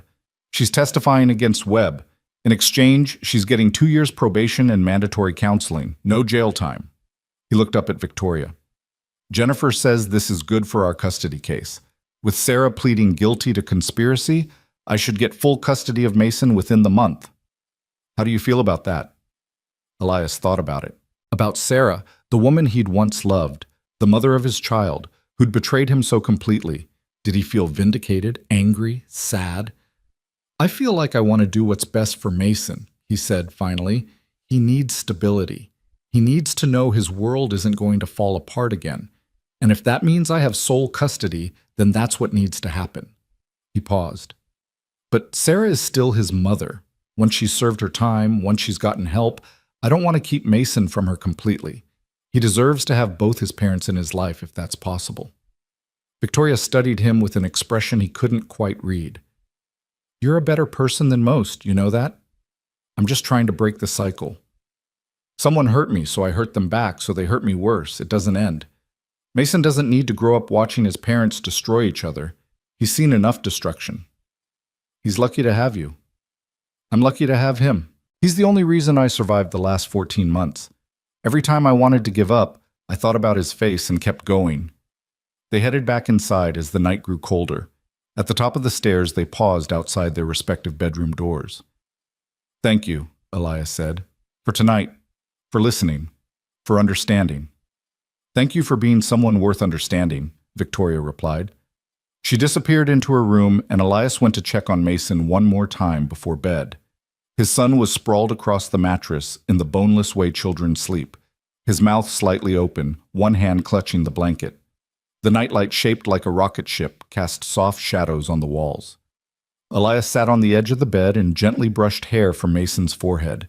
His son stirred slightly, mumbling something that might have been daddy, before settling back into deep sleep. I love you, buddy, Elias whispered, more than you'll ever know. He was almost to the door when Mason's sleepy voice reached him. Love you too, Daddy. I'm glad we live here. I'm glad we found Victoria and Lucy and Laurel. Me too, son. Me too. The next afternoon, Victoria's assistant called an impromptu gathering in the living room. The children were at school, so it was just Victoria, Elias, Marcus Stone, and Jennifer Krause, who'd stopped by to discuss the custody proceedings, when the television was turned to the Department of Defense press conference. A stern-looking official stood at a podium covered in military insignia and American flags. After careful consideration of all proposals, and in light of recent developments concerning one of the finalist companies, the Department of Defense is pleased to announce that Hale Defense Systems has been awarded the contract for the Next Generation Tactical Communications Network. This $12 billion 10-year contract represents a commitment to cutting-edge technology, ethical business practices, and a partnership we believe will serve our military personnel with the highest standards of excellence. Victoria's hand flew to her mouth. She'd expected it, but hearing it officially was something else entirely. Elias, without thinking, pulled her into a hug. You did it. You won. We won, she said into his shoulder. None of this would have happened if you hadn't stopped Webb's plan. Jennifer was already on her phone, texting someone. Marcus Stone looked genuinely pleased, which was saying something for a man who usually maintained careful neutrality. Ma'am, Marcus said, I'm going to need to brief you on increased security protocols. This announcement is going to generate attention, and with Webb still awaiting trial. I know, Victoria said, pulling back from Elias. We'll meet this evening. Right now, I need to call the board, then the twins' school to let them know I'll be picking them up personally today. The rest of the afternoon was controlled chaos. Victoria fielded calls from board members, investors, Pentagon officials, and media outlets. Elias tried to stay out of the way, helping prepare snacks for when the kids got home, feeling oddly domestic in a house that wasn't his, but was starting to feel like it could be. When Mason and the twins burst through the door after school, their excited chatter about a science experiment involving volcanoes, Victoria swept them all into a hug. Guess what? She said. Mommy's company just won something very important. Does that mean you'll be gone more? Lucy asked, her voice small. Victoria's expression shifted instantly from triumph to concern. No, baby, I'm not going anywhere, I promise. That's what you said before, Laurel said quietly. And then those men came. The joy drained from the room. Victoria knelt down to the twins' level. Look at me, both of you. That was different. Those men are in jail. They can never hurt us again. And I'm going to make sure we're all safe. That's why Marcus is here. That's why we have security. And that's why... She glanced at Elias, something passing between them. That's why we're all going to stick together. Mason, sensing the shift in mood, moved closer to his father. Elias put a hand on his shoulder. Hey, Elias said to all three children. How about we celebrate your mom's big win with ice cream for dinner? Ice cream for dinner? Mason's eyes went wide. Just this once, Victoria said, grateful for the redirect. But real dinner first, then ice cream. The evening settled into something approaching normal, though Elias noticed the increased security presence outside. Additional guards patrolling the perimeter. Cameras being checked and rechecked. Marcus Stone having quiet conversations on his phone in corners of the house. After dinner, after ice cream had been consumed with appropriate enthusiasm, after the children had been tucked into bed with extra hugs and reassurances, Elias and Victoria found themselves once again in the kitchen, the unofficial gathering place for their late-night conversations. "It should feel better than this," Victoria said, staring at her glass of wine. "Winning, finally beating Webb. But all I can think about is how Lucy asked if I'd be gone more, how they're still scared." "They're kids who went through something traumatic," Elias said gently. "It's going to take time. But Victoria, look at how far they've come. 3 weeks ago, they couldn't be separated. Now they're playing with Mason, going to school, laughing again. That's progress." "What if it's not enough? What if I can't protect them from—" "Stop," Elias interrupted. "You can't live in the what if. Trust me, I spent 14 months doing exactly that, and it nearly destroyed me. What if I never see Mason again? What if he forgets me? What if the truth never comes out? You can drive yourself crazy with what ifs. So what do I do instead? You focus on what is. Your daughters are safe. They're healing. You want a contract that's going to cement your company's future. Marcus Webb is in jail awaiting trial on charges that will put him away forever, and you have people around you who care." He paused. "You focus on building the life you want, not running from the one you fear." Victoria set down her wine glass and moved around the island to stand in front of him. "When did you get so wise?" "Somewhere between rock bottom and here. Perspective comes cheap when you lose everything." She reached out and took his hand, a gesture that was becoming familiar between them, this physical connection that anchored them both. "Elias, I need to tell you something, and I need you to really hear me." His heart rate kicked up. "Okay. These last 3 weeks, having you and Mason here, it's changed things for me, for the girls. This house used to feel like a place we existed in. Now it feels like a home. And that's because of you, because of the way you show up for Mason every single day, the way you've been patient with the twins, the way you've just been here." "Victoria, please, let me finish. I know this is complicated. I know you're still rebuilding your life. I know you probably want your own space eventually, but I need you to know that when I said you could stay as long as you need, I meant it. Not out of obligation, not out of gratitude, but because I want you here, both of you, as part of this family we're building." Elias looked down at their joined hands, then back up at her face. He saw vulnerability there, hope, fear, the same complicated tangle of emotions he felt whenever he thought too hard about what was happening between them. "I want that too," he admitted. "More than I probably should. But Victoria, I'm still the guy who was sleeping under a bridge a month ago. I'm still unemployed, living in your house, dependent on your charity." "It's not charity," she said firmly. "And you're not some project I'm fixing. You're a man who saved my children, a man who's shown my daughters what strength and goodness look like, a man who—" She stopped, seemed to gather courage. "A man I'm starting to care about in ways that have nothing to do with gratitude." The words hung between them, impossible to take back, changing everything. "I care about you too," Elias said quietly. "But I need to make sure I'm not just latching on to the first person who showed me kindness. I need to make sure this is real, and not just trauma bonding, or—" "I know," Victoria interrupted. "I'm not asking for anything right now. I'm just telling you how I feel. What you do with that information is up to you." She squeezed his hand once more, then let go. "But I want you to know that when you're ready, when you've rebuilt enough of yourself to feel whole again, I'll still be here. We'll still be here. This doesn't have an expiration date." Before Elias could respond, Mason's scream shattered the quiet. They both bolted for the stairs, taking them 2 at a time. Elias reached Mason's room first, bursting through the door to find his son sitting up in bed, his face wet with tears, his whole body shaking. "Daddy! Daddy, I had the bad dream again." Elias was at the bedside in an instant, gathering Mason into his arms. "I'm here, buddy. I'm right here. You're safe." "You were gone. You disappeared and I couldn't find you, and Mom said you were never coming back." "That's not real," Elias said firmly. "That was just a dream. I'm here.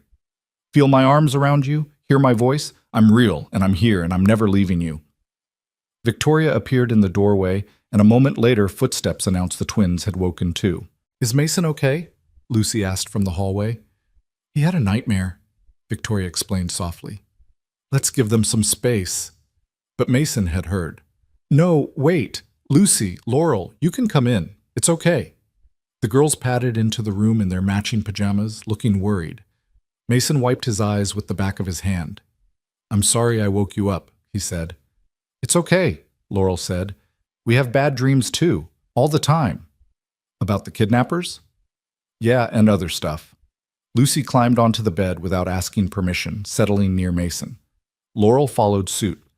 They sat in a small cluster, these three children who'd all survived their own brands of trauma, finding comfort in shared understanding. My therapist says the bad dreams will get less scary if we talk about them, Lucy offered. Do you want to talk about yours? Mason looked at his father for permission. Elias nodded. I dream that my dad leaves again, Mason said. That everything good was pretend, and I wake up and he's gone. That won't happen, Laurel said with absolute certainty. Your dad is like the bravest person ever. He ran into danger for us. He got shot. People who do that don't just leave. But he left before, Mason said quietly. He didn't leave, Lucy corrected. Bad people made it so he couldn't be with you. That's different. He was fighting to come back the whole time. Right, Mr. Elias? Every single day, Elias confirmed. Every single day I was fighting to get back to you, Mason. And now that I have you, nothing is going to take me away again, I promise. Cross your heart? Cross my heart and hope to die. That's a good promise, Laurel decided. The hoping to die part makes it extra real. Victoria, still standing in the doorway, caught Elias's eye. He saw tears there and understanding. She was watching her daughters help someone else heal, seeing them use their own pain to comfort another child, and recognizing what Elias had told her earlier. They were getting better. Not overnight, not completely, but day by day, moment by moment. All right, you three, Victoria said gently. It's late. How about the girls stay in here for tonight? We can pull in some extra blankets, make it like a sleepover. Really? All three kids said in unison. Really? But that means you all go to sleep. Tomorrow is a school day. 10 minutes later, the twins were curled up in sleeping bags on Mason's floor, and Mason was back in his bed, but the door was left open and the hallway light stayed on. Elias and Victoria stood in the hallway between their rooms. They're going to be okay, Victoria said softly. Yeah, Elias agreed. They are. All of them. Because they have each other, and they have us. She looked at him then with an expression of such tenderness that it made his chest ache. Good night, Elias. Good night, Victoria. They retreated to their separate rooms, but Elias lay awake for a long time, staring at the ceiling, thinking about the woman across the hall and the impossible, complicated, terrifying feelings growing between them. He thought about Mason sleeping safely down the corridor, about two little girls who'd started to heal, about second chances and new beginnings. And he thought about Victoria's words. I'm starting to care about you in ways that have nothing to do with gratitude. He was starting to care about her too, starting to see her not as his savior, but as a woman, strong and vulnerable, fierce and tender, brilliant and uncertain. A mother doing her best, a person scarred by betrayal learning to trust again, someone very much like himself. The realization didn't terrify him as much as he'd expected. Maybe because after losing everything, the idea of building something new didn't feel impossible anymore. It felt like hope. And hope, Elias had learned, was worth fighting for. The weeks that followed Victoria's contract win transformed into months, and with them came a rhythm that felt less like temporary shelter and more like actual life. Elias started working again, not immediately in defense contracting, but in security consulting, a field where his military background and recent experience gave him unique credibility. Victoria had connected him with several firms looking for someone who understood both tactical operations and the human cost of failure.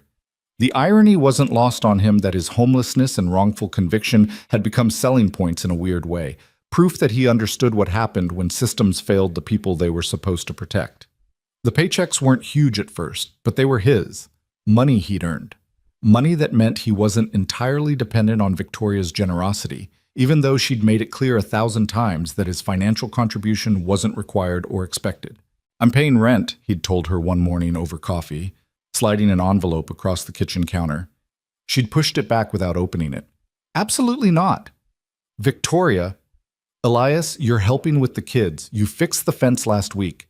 You've been driving them to school half the time because my schedule is insane. You cook dinner at least 3 nights a week. You're not a tenant. You're family. The word had hit him harder than she probably intended. Family. Was that what this was becoming? Mason certainly thought so. He'd stopped referring to Victoria's house as where we're staying and started calling it home. He invited school friends over without asking permission first, assuming correctly that it would be fine. He helped the twins with their homework. He'd started calling Victoria Miss Victoria, which had somehow evolved into just Victoria, and occasionally, heartbreakingly, slipped into Mom when he was excited or distracted. The first time it happened, they'd all been at the dinner table.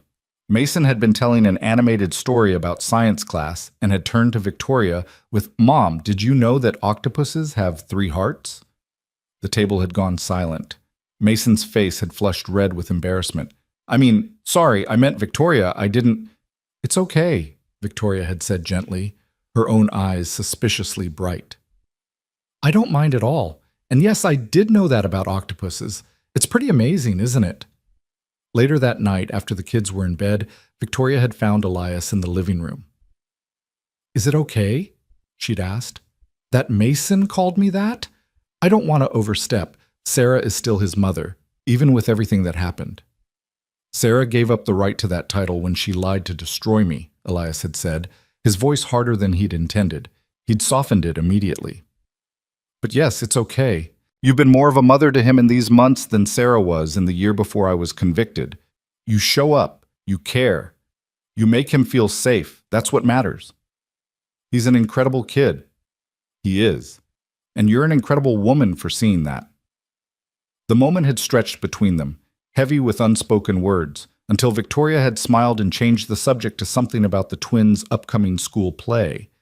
But those moments kept happening, accumulating, building into something neither of them seemed quite ready to name, but both recognized was there. The custody hearing had been almost anticlimactic.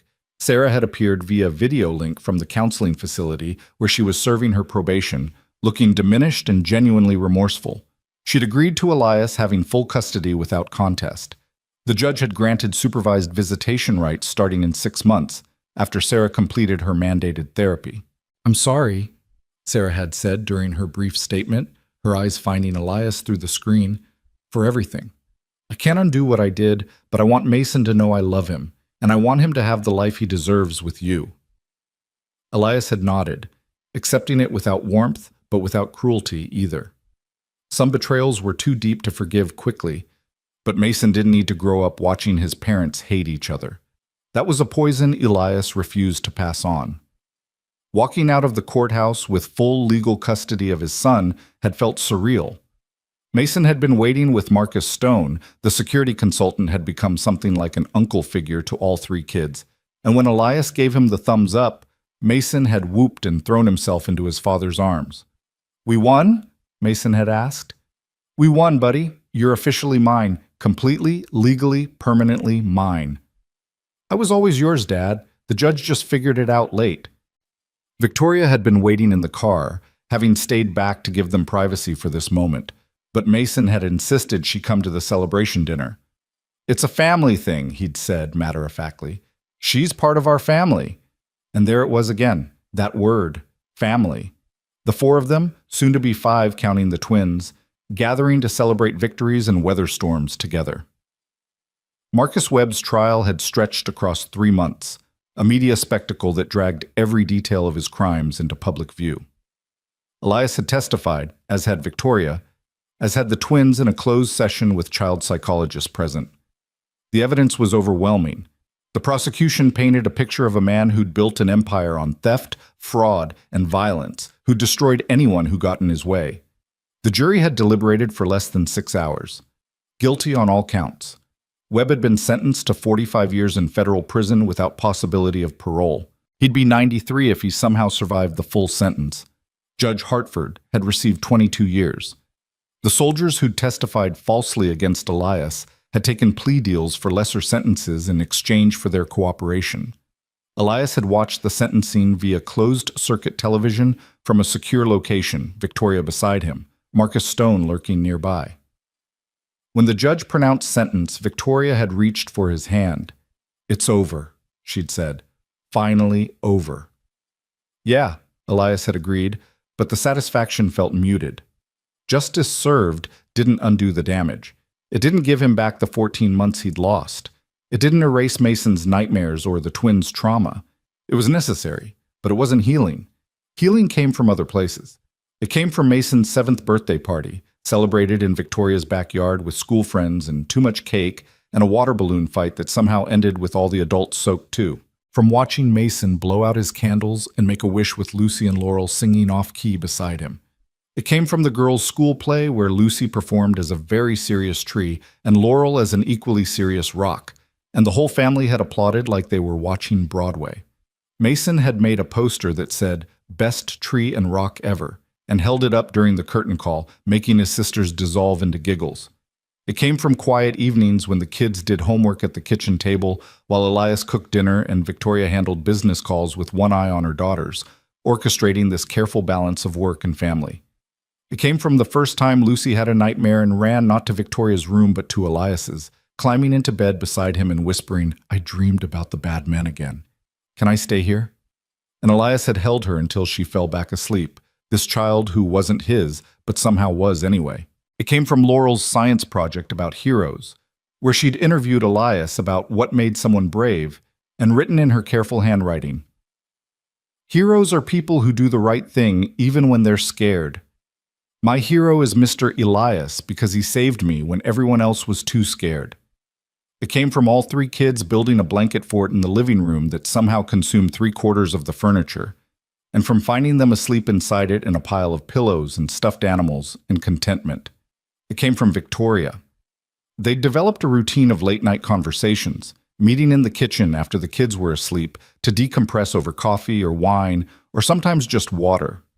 They talked about everything and nothing, about work stress and childhood memories, about parenting fears and future dreams, about the weirdness of building a life from ruins. One night, about 6 months after Elias and Mason had moved in, Victoria had brought up the subject they'd been dancing around since that conversation about caring for each other. "Elias, I need to ask you something, and I need you to be honest." He'd set down his coffee cup, his stomach tightening. "Okay. Are you happy here? Really happy? Or are you just comfortable because it's easier than figuring out what comes next?" The question had caught him off guard. "What makes you ask that?" "Because I need to know if you're staying because you want to or because you feel obligated. Because if it's obligation, if you're just being polite or grateful or whatever, then I need to know that. I need to know where we actually stand." Elias had taken a moment to really examine the question. Was he staying out of convenience, out of gratitude, or was it something else? "I'm happy," he'd said finally. "Genuinely happy.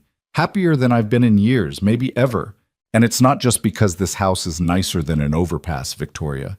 It's because of you. Because of how you are with Mason. Because of how the twins look at me like I'm some kind of superhero when we both know I'm just a guy trying his best. It's because when I come home from work, this place feels like home. Not your home that you're letting me borrow. Just home." Victoria had been quiet for a long moment, her fingers tracing the rim of her wine glass. "I think I'm falling in love with you," she'd said finally, the words tumbling out like she'd been holding them back for weeks. "And I know that's complicated and probably too fast and maybe completely insane given everything we've both been through. But it's true, and I'm tired of pretending it's not." Elias's heart had hammered against his ribs. "Victoria, you don't have to say anything back," she'd interrupted quickly.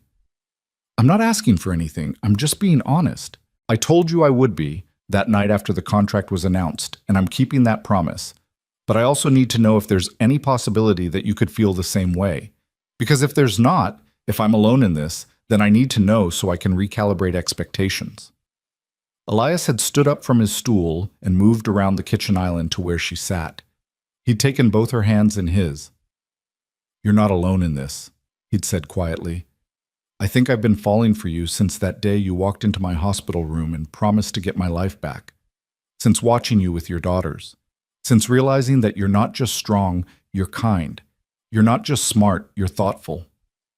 You fought for me when no one else would have, and you did it because it was right, not because you expected anything in return. So what does that mean? Victoria had asked, her voice barely above a whisper. It means I'm terrified, Elias had admitted, because the last woman I loved destroyed me, because I'm still rebuilding who I am, because I don't want to screw this up, whatever this is, but it also means I want to try. If you're willing to be patient with me while I figure out how to trust again, I want to see where this goes. Victoria had stood, closing the small distance between them. I'm patient. I can do patient. Even when I'm difficult, when the PTSD kicks in, when I wake up at 3 a.m. convinced this is all temporary and about to fall apart, even then. Because Elias, you've seen me at my worst. You've seen me terrified for my children. You've seen me fall apart and put myself back together. And you've never once made me feel weak for it. You think I'm not going to extend the same grace to you? He'd cupped her face in his hands then, his thumb brushing across her cheekbone. We should probably take this slow, for the kids. Make sure we're doing this right. Agreed. Slow is good. No rushing into anything. Absolutely not. We should probably seal that agreement with a kiss, though, Elias had said, a smile tugging at his lips. Just to make it official. Victoria had laughed, the sound light and genuine. That seems reasonable.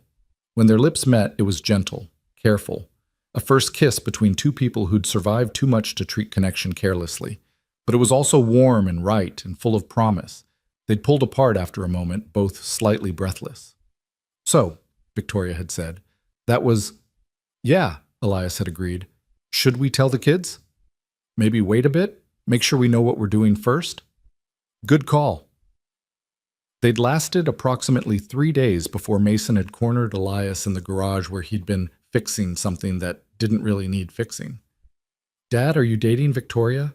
Elias had nearly dropped the wrench. What? Why would you ask that? Because you smile different when she's around. And you do that thing where you watch her when you think no one's looking, and yesterday I saw you hold hands in the hallway. We were not holding hands. You totally were for like 3 whole seconds. I counted. Elias had set down his tools and pulled his son into a seat on the workbench beside him. Okay, you got me. Yes, Victoria and we're seeing where things might go. How do you feel about that? Mason had shrugged.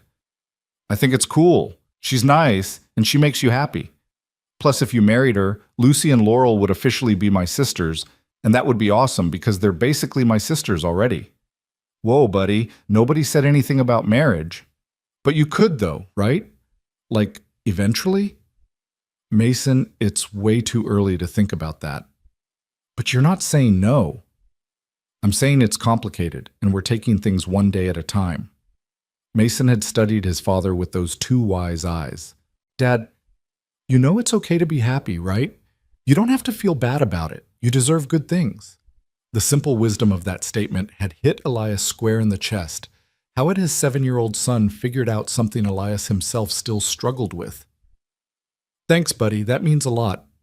Can I go tell Lucy and Laurel? Tell them what? That you and Victoria are boyfriend and girlfriend. They'll think it's romantic. Please don't say boyfriend and girlfriend. We're adults. Fine. That you're dating. Same thing. Mason... But his son was already racing back into the house, calling for the twins. Elias had followed to find all 3 children in an excited huddle in the living room. I knew it, Laurel was saying. I told you. I said they were being weird at each other. Does this mean you'll live here forever? Lucy asked when Elias appeared. It means we're figuring things out, Elias had said carefully. Nothing's changing right now. Your mom and I just want to spend some time getting to know each other better. You already know each other, Mason pointed out. You live in the same house. Romantic getting to know each other, Laurel clarified with the air of an expert. Like dates and stuff. Sarah from my class says her dad does dates with his girlfriend and they go to fancy restaurants and movies. We're not telling the whole school about this, Elias had said quickly. This is family business, private.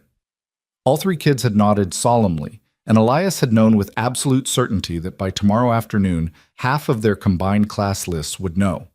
Victoria had taken the revelation in stride when Elias told her. Well, I guess we're official then. Kid approved and everything. We should probably actually go on a date, Elias had suggested. Like a real one, not just hanging out in the kitchen at midnight. Elias Ward, are you asking me out? I guess I am. Dinner?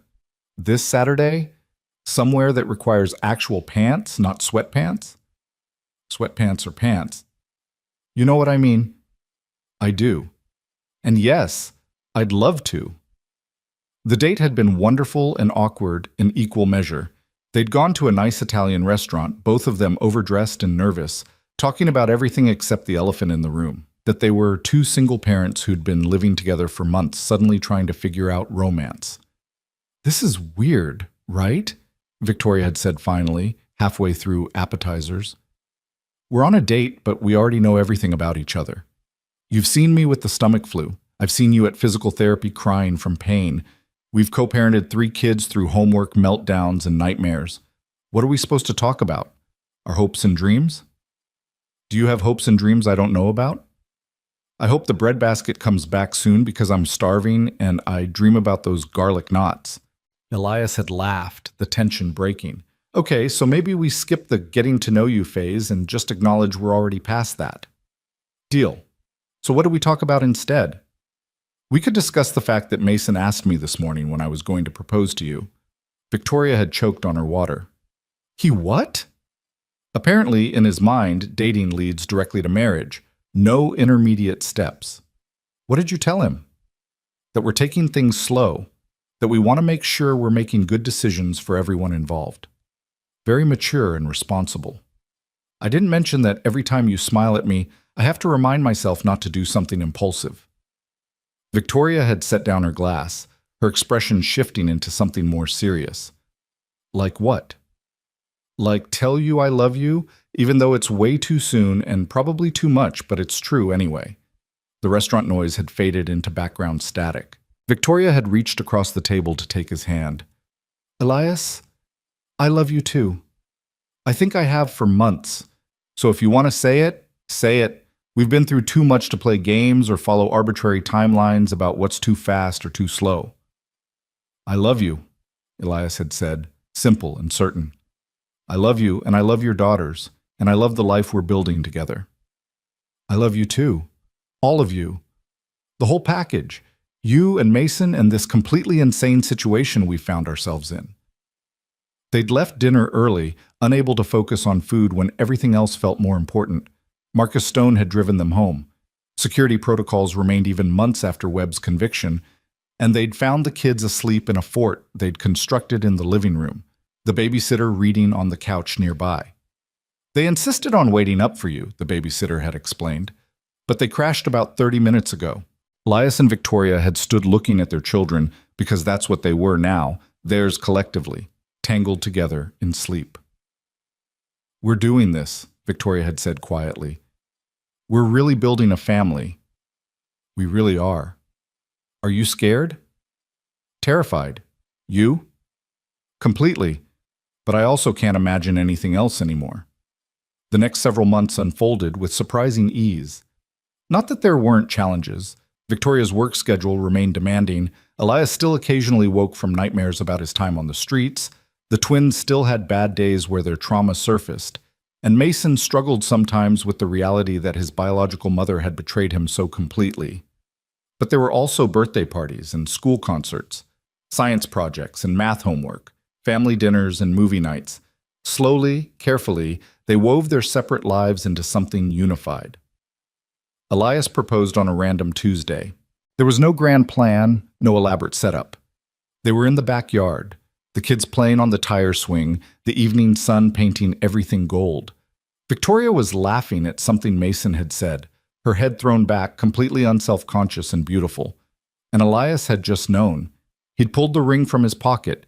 He'd been carrying it for 2 weeks, waiting for the perfect moment, and suddenly realized the perfect moment was just this, just life, just them. Victoria. She'd turned, seen the ring, and her hand had flown to her mouth. Elias. I know we've done everything backward. I lived in your house before I took you on a date. We said I love you before we'd kissed more than twice. We built a family before we defined what we were to each other. But that's us. That's our story. And I don't want to wait anymore to make it official. He'd gotten down on one knee right there on the grass, not caring that the kids could see, not caring that this wasn't some romantic restaurant or scenic overlook. Victoria Hale, you saved my life in every way a person can be saved.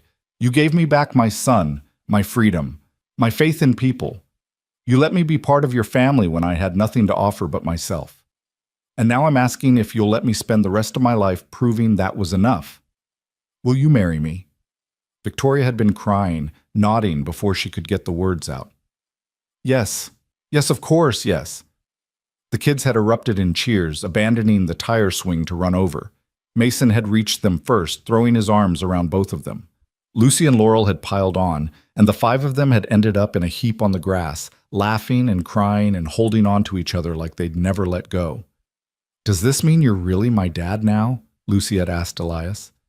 If you want me to be. We want, Laurel had confirmed. We've wanted since forever. And you'll be my mom? Mason had asked Victoria. Like officially? If that's okay with you? It's very okay. Later, after the kids had finally gone to bed, buzzing with excitement about the wedding, Elias and Victoria had found themselves back in their usual spot in the kitchen. So, Victoria had said, admiring the ring on her finger, we're really doing this. Having second thoughts? Not even for a second. You? Not a chance. Although I should warn you, I come with baggage. PTSD, trust issues, an ex-wife in prison, and a son who thinks he should be best man. And I come with a defense contract, twin daughters with abandonment issues, a murdered schedule, and a security detail that's probably listening to this conversation. We're a mess, Elias had said fondly. We're perfect, Victoria had corrected. The wedding was planned for spring, small and intimate in the backyard where Elias had proposed. Victoria's parents flew in, complicated and awkward about their daughter marrying a man who'd been homeless less than 2 years ago, but warming up when they saw how the children orbited around Elias with absolute trust and affection. Elias's own parents had been dead for years, but some of his army buddies showed up, men who'd known him before everything fell apart and were openly emotional about seeing him this happy. Sarah had sent a card from her halfway house where she was completing her probation. It said simply, "Thank you for being the father Mason deserves, and thank you for letting me be part of his life again, even after everything. I hope you find all the happiness I couldn't give you." The night before the wedding, Elias had gathered all 3 kids in the living room for a conversation he'd been planning for weeks. "Tomorrow," he'd said, "your mom and I are getting married, and that means we're officially becoming a family. But I want you all to know something important. Mason, you're my son, and you always will be. Lucy, Laurel, Laurel, I'm not trying to replace your biological father or be something I'm not. But if you want to call me Dad, I'd be honored. And if you want to keep calling me Elias, that's okay too." "Can we call you Dad?" Lucy had asked, her voice small. "Please," Elias had said. "I'd love that." "And can I keep calling Mom Mom?" Mason had asked Victoria. "Even though she's not my real mom?" "Mason, I am your real mom," Victoria had said firmly. "Biology doesn't make someone a parent. Love does. Showing up does. And I show up for you every single day. So yes, I'm absolutely your real mom."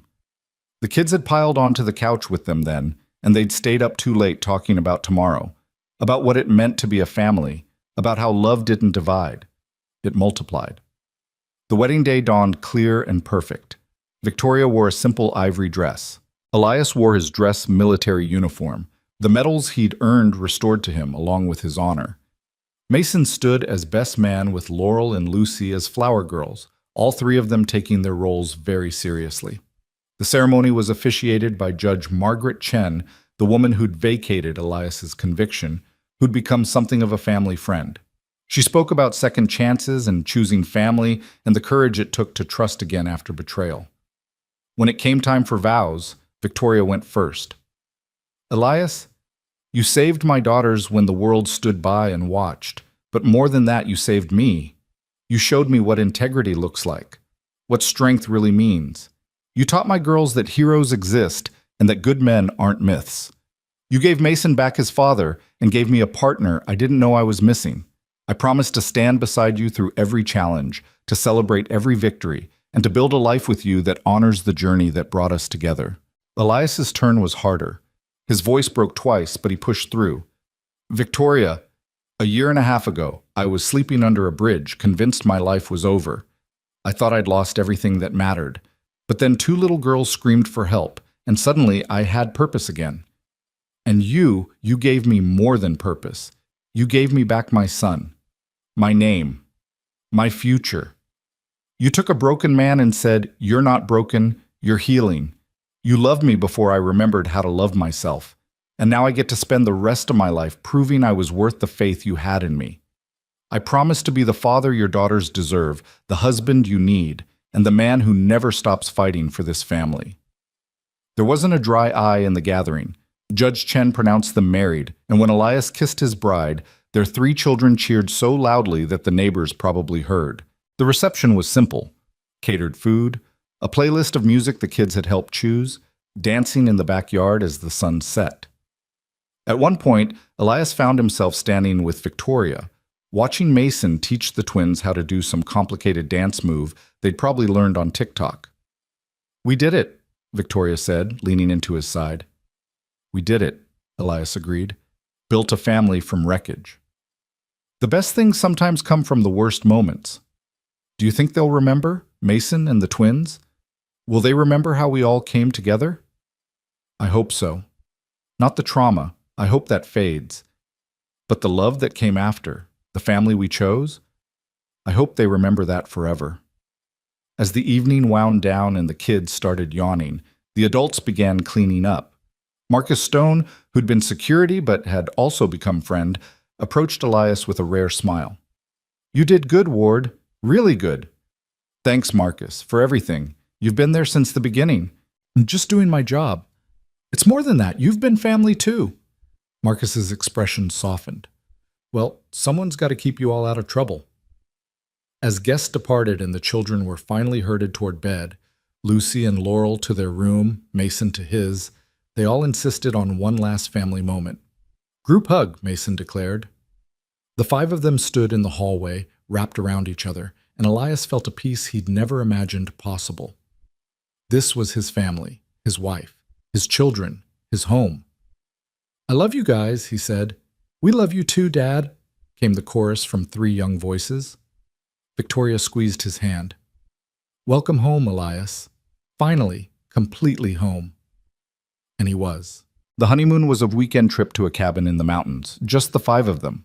Victoria had wanted something extravagant, Paris maybe, or the Caribbean, but Elias had suggested something simpler, something that didn't require passports or long flights, or leaving the kids behind with sitters when they'd only just officially become a family. "I want our first memory as the Ward-Hale family to include all of us," he'd said, "not just the 2 of us somewhere exotic while the kids wonder if we're coming back." Victoria had understood immediately. The twins still had occasional abandonment anxiety. Mason still sometimes woke up checking to make sure his father was really there. This wasn't the time for grand gestures. This was the time for presence. So they'd rented a cabin 3 hours north, surrounded by pine trees and a lake so clear you could see straight to the bottom. The kids had their own loft bedroom with bunk beds they'd fought over until deciding to all sleep in the same bed anyway. Elias and Victoria had the master bedroom with a view of the water and morning light that filtered through the trees like something from a painting. The first morning, Elias woke to find Victoria already awake, watching him with a soft expression. "What?" he asked, his voice rough with sleep. "Nothing. Just thinking about how different everything is now. 2 years ago, I was a single mom terrified I was failing my daughters. You were sleeping under a bridge, and now look at us. Now we're a family waking up in a cabin in the woods. Life is weird." "Life is wonderful," Victoria corrected, leaning over to kiss him, "and I'm grateful for every strange twist that brought us here." Their moment was interrupted by the thunder of small feet on the stairs and Mason bursting into the room without knocking. "Dad! Victoria! Lucy says there might be bears." "Can we go look for bears, please? We'll be super careful." "No one is looking for bears," Victoria said firmly, but she was smiling. How about we look for fish instead? There's a dock with fishing poles. Can I help? Laurel appeared behind her brother, already dressed and ready despite it being barely 7 in the morning. Everyone can help, Elias said, hauling himself out of bed. Give us 10 minutes to get ready. The weekend unfolded in a series of small, perfect moments. Teaching the kids to bait hooks even though Lucy refused to touch the worms and insisted on using hot dog pieces instead. Mason actually catching a fish, a small bass that they photographed extensively before releasing. The twins finding a family of ducks and spending an hour watching the ducklings follow their mother across the lake. That evening, they built a campfire and roasted marshmallows. Mason, in the way of children who'd learned to seize joy whenever it appeared, declared it the best night of his life. Lucy and Laurel echoed the sentiment, their faces sticky with melted chocolate from s'mores. Can we live here forever? Laurel asked, leaning against Elias's shoulder. We have to go back eventually, Victoria said. You have school. Dad and I have work. But we can come back, make this a tradition. Every year? Lucy asked hopefully. Every year, Elias confirmed. The Ward Hale family annual cabin trip. We'll put it on the calendar. As the fire died down and the stars emerged in a sky unpolluted by city lights, the children drifted off one by one. Mason first, his head in Victoria's lap. Then Lucy, curled against Elias's other side. Laurel held out the longest fighting sleep like it was an enemy, until finally her eyes closed and her breathing evened out. We should get them inside, Victoria whispered. In a minute, Elias said. Let's just stay like this a little longer. They sat in the darkness, their children sleeping peacefully around them, and Elias felt something he thought was lost forever, absolute contentment. Not happiness, which could be fleeting, but deep bone-level contentment with exactly where he was and who he was with. What are you thinking? Victoria asked quietly. I'm thinking about that night in the rain, when I saw those men dragging your daughters into that van. I was so tired, Victoria, tired of being cold and hungry and forgotten. Part of me wanted to just close my eyes and let someone else deal with it, let someone else be the hero. But you didn't. No, because I kept thinking about Mason, about what I'd want someone to do if it was him. And I realized that I could either be the kind of man who acts when it matters, or I could be the kind who tells himself it's not his problem. And I'd already lost everything. The only thing I had left was my character, my choice about who I wanted to be. Victoria was quiet for a moment. You know what I think about? I think about all those people who just watched, who saw my babies being taken and did nothing. And I think about how easily you could have been one of them. You had every reason to be. You'd been beaten down by life. You had nothing to gain and everything to lose. But you ran toward danger anyway. I'm not special, Elias said, the same protest he always made when people called him a hero. Yes, you are. Because most people aren't willing to sacrifice themselves for strangers. Most people choose safety over conscience. You chose differently. And because you did, we're here. All of us. Together. Elias looked down at the 3 children sleeping around them. You think they know how loved they are? I think they're learning. Every day, with every moment we show up for them, they learn that they're safe and loved, and that family isn't about biology. It's about choice. We chose each other, all 5 of us. They eventually carried the children inside, each kid barely stirring as they were tucked into beds. Elias and Victoria stood in the doorway of the loft bedroom, watching them sleep. 3 kids, Elias mused. 2 years ago, I had 1 son I couldn't see. Now I have 3 children sleeping under my roof. Our roof, Victoria corrected. And yes, we have 3 incredible kids who somehow found each other in the middle of tragedy. Do you ever think about having more? Victoria turned to look at him, surprised. More kids? Maybe? I don't know. I'm just thinking out loud. Mason's always wanted siblings. The twins seem happy to have him. But I also don't want to assume anything or pressure you or... Victoria stopped him with a kiss. Let's get through the first year of marriage before we discuss expanding our family further. But Elias? I'm not opposed to the idea. Someday. Someday works for me. They returned to the city on Sunday evening, all 5 of them sunburned and happy and smelling vaguely of campfire smoke. The house felt welcoming in a way it never quite had before Elias and Mason had moved in, like it had been waiting for all of them to make it complete. The weeks that followed settled into a new rhythm. Elias and Victoria wore their wedding rings with quiet pride. The kids told everyone at school about the wedding, about their new family configuration, about how they were basically siblings now. Some of the other parents looked at their blended family with skepticism or curiosity, but most were simply kind. One evening, about a month after the wedding, Victoria came home from work looking troubled. Elias found her in their bedroom now, shared, their clothes mingling in the closet, their lives intertwined in every way, staring at her laptop. "Everything okay?" he asked. "I got an email from Marcus Webb's lawyer." Elias's entire body tensed. "What does he want?" "Webb wants to meet with us, both of us. He's claiming he has information about other corruption cases. Other people he worked with, names of officials he bribed. He's offering to cooperate in exchange for, I don't know what. The email doesn't specify." "It's a trap," Elias said immediately. "He's trying to manipulate us somehow." "That's what I thought too. But Jennifer thinks we should at least hear what he has to say. She says if he really does have information about other corrupt officials, it could help a lot of people. People like you who've been wrongfully convicted." Elias sat on the edge of the bed. The idea of seeing Marcus Webb again, of being in the same room as the man who'd stolen years of his life, made his skin crawl.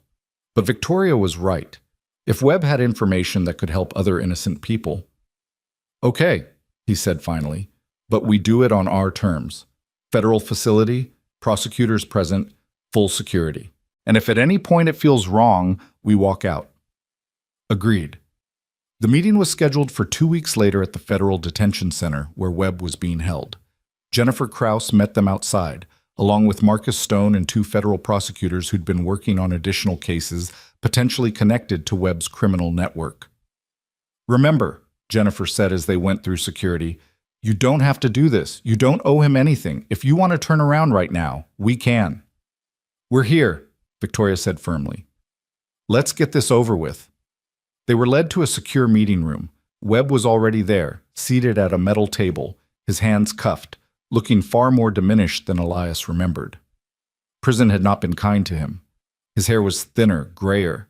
His expensive confidence had been replaced with something that looked almost like desperation. When Webb saw them, something flickered across his face. Regret? Fear? Elias couldn't tell and didn't particularly care. "Thank you for coming," Webb said, his voice hoarse. "We didn't come for you," Elias said coldly. "We came because if you actually have information that can help other people, we want to hear it." Webb nodded slowly. "I deserve that. I deserve your hatred, both of you." He looked at Victoria. "I tried to have your children trafficked. There's no excuse for that. No apology sufficient." "No, there isn't," Victoria said, her voice ice. "So don't insult us by trying." "I won't." Webb took a shaky breath. "I've had a lot of time to think in here, about the choices I made, the people I hurt, and I realized that the only thing I can do, the only remotely redemptive action left to me, is to try to stop other people like me from destroying more lives." One of the prosecutors leaned forward. "Mr. Webb, you indicated you have information about a broader network of corruption." "I do. Names, documentation, accounts. There are at least 6 other federal judges who've taken bribes to influence cases, dozens of prosecutors who've suppressed evidence, military officials who've been running theft operations like mine for years. I kept records. Insurance, I thought. But now," he looked directly at Elias, "now I want to give them to you, all of them, every piece of evidence I have about every corrupt official I know." "Why?" Elias asked flatly. "Why would you help us?" "Because I can't undo what I did. I can't give you back the time I stole. I can't erase the trauma I caused your family, Victoria. But I can maybe prevent it from happening to other people. Maybe that counts for something. Maybe it doesn't. But it's all I have left." The prosecutors exchanged glances. "Mr. Webb, are you offering this information in exchange for a reduced sentence?" "No," Webb said, and he sounded sincere. "I'm not asking for anything. I'm 45 years old. I'll be 90 before I'm eligible for parole, assuming I live that long. I'm going to die in here. I know that. Accept it. This isn't a negotiation. It's an offering, a way to maybe salvage something decent from the wreckage I made of my life. Elias studied the man who'd been his enemy for so long, looking for the lie, the angle, the manipulation, but all he saw was a broken man who'd finally understood the magnitude of his crimes. You really have evidence that could overturn other wrongful convictions? Elias asked. At least a dozen that I know of. Maybe more. People like you, Elias. Good people who got in the way and got crushed by the system I corrupted. Victoria stood abruptly. I need a minute. She walked out of the room, and after a moment Elias followed. He found her in the hallway, her back against the wall, breathing hard. I want to believe him, she said. I want to believe that people can change, that even someone like Webb can do something good. But Victoria, he tried to have our daughter sold. How do I reconcile that with suddenly trusting anything he says? You don't have to trust him, Elias said gently. The prosecutors will verify everything he provides. If the evidence is real, it doesn't matter whether his motives are pure. Other people will be freed. Other families will be reunited. That's what matters. I hate that he gets to be part of something good. I hate that he gets any kind of redemption. Then don't think of it as redemption. Think of it as him finally being useful for something other than destruction. Victoria looked at her husband with eyes full of pain and confusion and love. How are you so calm about this? He destroyed your life. He tried to, Elias corrected. But he failed. I have my son. I have you and the girls. I have my name and my freedom and a future I couldn't have imagined 2 years ago. Webb is dying in prison. I'm living the best life I've ever known. He didn't win. We did. They stood in silence for a moment, Victoria processing, Elias waiting patiently. Okay, she said finally, let's hear what he has. Not for him. For the people who are still suffering. They returned to the meeting room. Over the next 2 hours, Webb detailed his network of corruption with meticulous precision. Names, dates, bank accounts, email servers, encrypted communications. The prosecutors took notes rapidly, occasionally asking for clarification. Why did you keep all of this? One of the prosecutors asked. Most criminals try to destroy evidence. Insurance, Webb said again. Leverage. If anyone ever turned on me, I could bring them down too. Mutually assured destruction. He laughed bitterly. Turns out it didn't save me. But maybe it can save someone else. As the meeting concluded, Webb looked at Elias one more time. I don't expect forgiveness. I don't deserve it. But I need you to know that what I did to you, framing you, destroying your life, it haunts me. Every day. I see your son's face in my nightmares. I hear him asking why his daddy left. That's my hell, Elias. Knowing I did that to an innocent child. Elias stood, preparing to leave. At the door, he turned back. Marcus, I'm not going to tell you you're forgiven because I'm not there yet. Maybe I'll never be there. But I will tell you this. If your information really does help other people, if it stops other families from being torn apart the way mine was, then maybe your life will have meant something after all. Not redemption, but something. Webb nodded, tears tracking down his face. Thank you. That's more than I deserve. Outside in the parking lot, Victoria pulled Elias into a fierce hug. That was hard. For both of us. Yeah, but it was the right thing to do. You're a better person than I am. I wanted to hurt him. Even now, even knowing he's dying in prison, part of me wanted him to suffer more. That doesn't make you a bad person, Victoria. That makes you a mother whose children were threatened. Your anger is justified. But you're not angry. Not anymore. Elias considered that. I'm not angry because anger kept me alive when I had nothing else. But now I have everything. I have you and Mason and Lucy and Laurel and a home and a future. Anger would just poison that. So I'm choosing to let it go. Not for Webb, for me. For us. The drive home was quiet, both of them lost in thought. When they arrived, the kids were in the living room with the babysitter, playing some elaborate game involving pillows and blankets and apparently a dragon that had to be defeated with kindness rather than swords.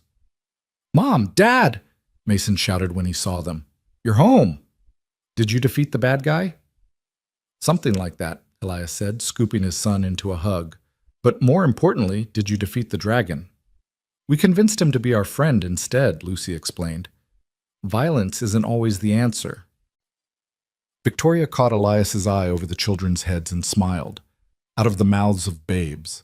That night, after the kids were in bed, Elias and Victoria sat in their favorite spot in the kitchen, decompressing over tea instead of coffee because it was late and they were both exhausted. Jennifer called while you were doing bedtime, Victoria said. The prosecutors confirmed that Webb's information is legitimate. They're already starting the process of reviewing the cases he identified. She thinks at least 8 wrongful convictions will be overturned within the year. 8 families getting what we got, Elias said softly.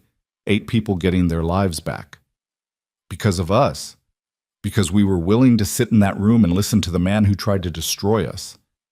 Because you were willing to set aside your very justified desire for revenge in favor of helping strangers. Victoria smiled tiredly. We make a good team, don't we? The best team. The months that followed brought unexpected developments. The case Webb had provided evidence for began unraveling rapidly.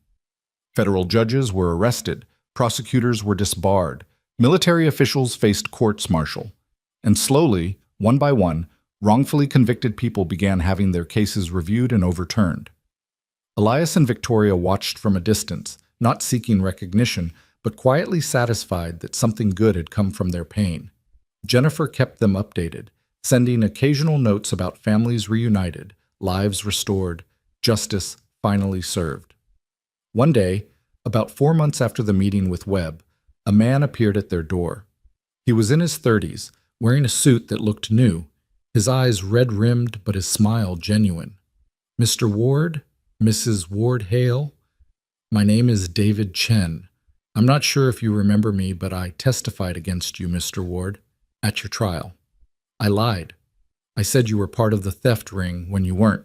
Elias remembered. Yes. This was one of the soldiers Webb had paid to provide false testimony.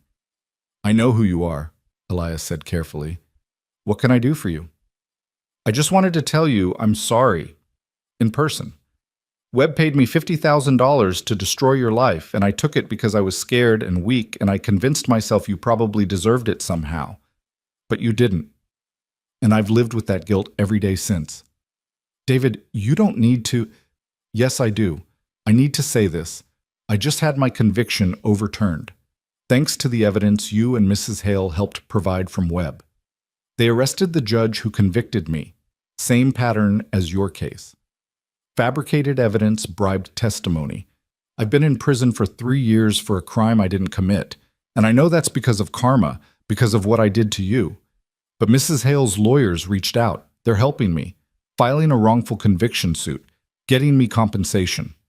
Tears were streaming down his face now. You could have let me rot. You could have said I deserved what I got, but you didn't.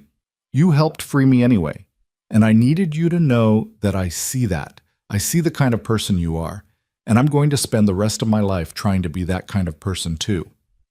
Victoria appeared behind Elias in the doorway. David, do you have family? People waiting for you? A wife and a daughter. She's 5 now. I missed 2 years of her life. Then go home to them, Victoria said gently. Be the father she deserves. That's how you pay this forward. Not through apologies, but through action. David nodded, wiping his eyes. Thank you, both of you, for being better than I was. After he left, Elias and Victoria stood in the doorway, watching him walk to his car. That's the 3rd person who's come to apologize, Victoria noted.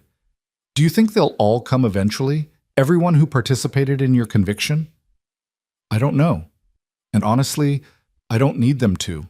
Their apologies don't change the past. But if our pain helped them find their way to something better, then maybe it means something.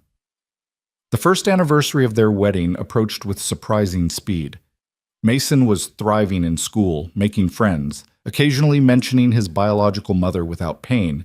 Sarah had started her supervised visits, and while they were awkward, they were civil.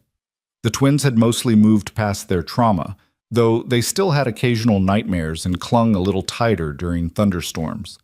For their anniversary, Elias and Victoria decided to return to the cabin where they'd spent their honeymoon. Same place, same faces, same 5 people who'd become a family. On the drive up, Mason asked from the back seat, "Dad, do you ever think about what would have happened if you didn't save Lucy and Laurel?" "Sometimes," Elias admitted. "Why do you ask?" "Because everything good that happened started that night. If you hadn't been there, if you hadn't helped them, we wouldn't be a family. Lucy and Laurel would be gone. And you'd still be homeless, and I'd still be with Mom, and we'd all be apart." "That's dark, kiddo," Lucy said from beside him. "But it's true," Laurel added. "That one moment changed everything for all of us." Victoria glanced at Elias, and he knew they were both thinking the same thing. That night in the rain had been terrible and beautiful in equal measure. Terrible in what it represented: children in danger, a world that watched without helping, the desperation that had driven Elias to risk his life. Beautiful in what it had created: this family, this love, this second chance for all of them. "I think about it differently," Victoria said, turning to address the kids in the back seat. "I think that night revealed who your dad really is. Not a hero who suddenly appeared, but a good man who'd been there all along. He didn't save Lucy and Laurel because he wanted something in return. He did it because that's who he is. Someone who helps when help is needed, and that would have been true whether I'd been there to reward him or not." "So we didn't make him good," Mason said, understanding. "He already was good." "Exactly." At the cabin, they fell into familiar routines from their honeymoon trip. Fishing off the dock, building fires, roasting marshmallows. But this time, there was an ease to it all. A comfort that came from repetition and love and the certainty that this was their place, their tradition, their family moment carved out from the chaos of normal life. On their actual anniversary night, after the kids were asleep in the loft, Elias and Victoria sat by the fire outside. The stars were brilliant overhead, and the lake reflected moonlight like scattered diamonds. "1 year," Victoria said, her head on Elias's shoulder. "1 year of marriage. 2 years since that night." "Best 2 years of my life," Elias said, even counting the parts that were hard. "Do you have any regrets?" "Not a single one. You?" "Only that I didn't meet you sooner, that we had to go through all that pain to find each other." "Maybe we needed the pain," Elias mused. "Maybe we had to be broken separately before we could fit together properly." That's very philosophical for someone who claims he's not a deep thinker. "I've had a lot of time to think over the last 2 years, about choices and consequences, about how the worst moments can lead to the best outcomes if you're willing to keep fighting through them." Victoria lifted her head to look at him. "Elias, I need to tell you something." His heart skipped. "Okay, I'm pregnant." Time seemed to stop. Elias stared at her, his brain trying to process the words. We're having a baby?" "We're having a baby," Victoria confirmed, tears starting. "I found out yesterday. I wanted to tell you here, at this place that means so much to us." Elias pulled her into his arms, his own eyes burning. "A baby. Our baby. The biological connection between us. The 4th child in our family of 5, about to be 6. How do you feel?" "Terrified. Excited. Overwhelmed. Happy. All of it at once." "Me too." Elias pulled back to cup her face in his hands. "Victoria, I love you. I love our family. I love that we're adding to it. This is everything."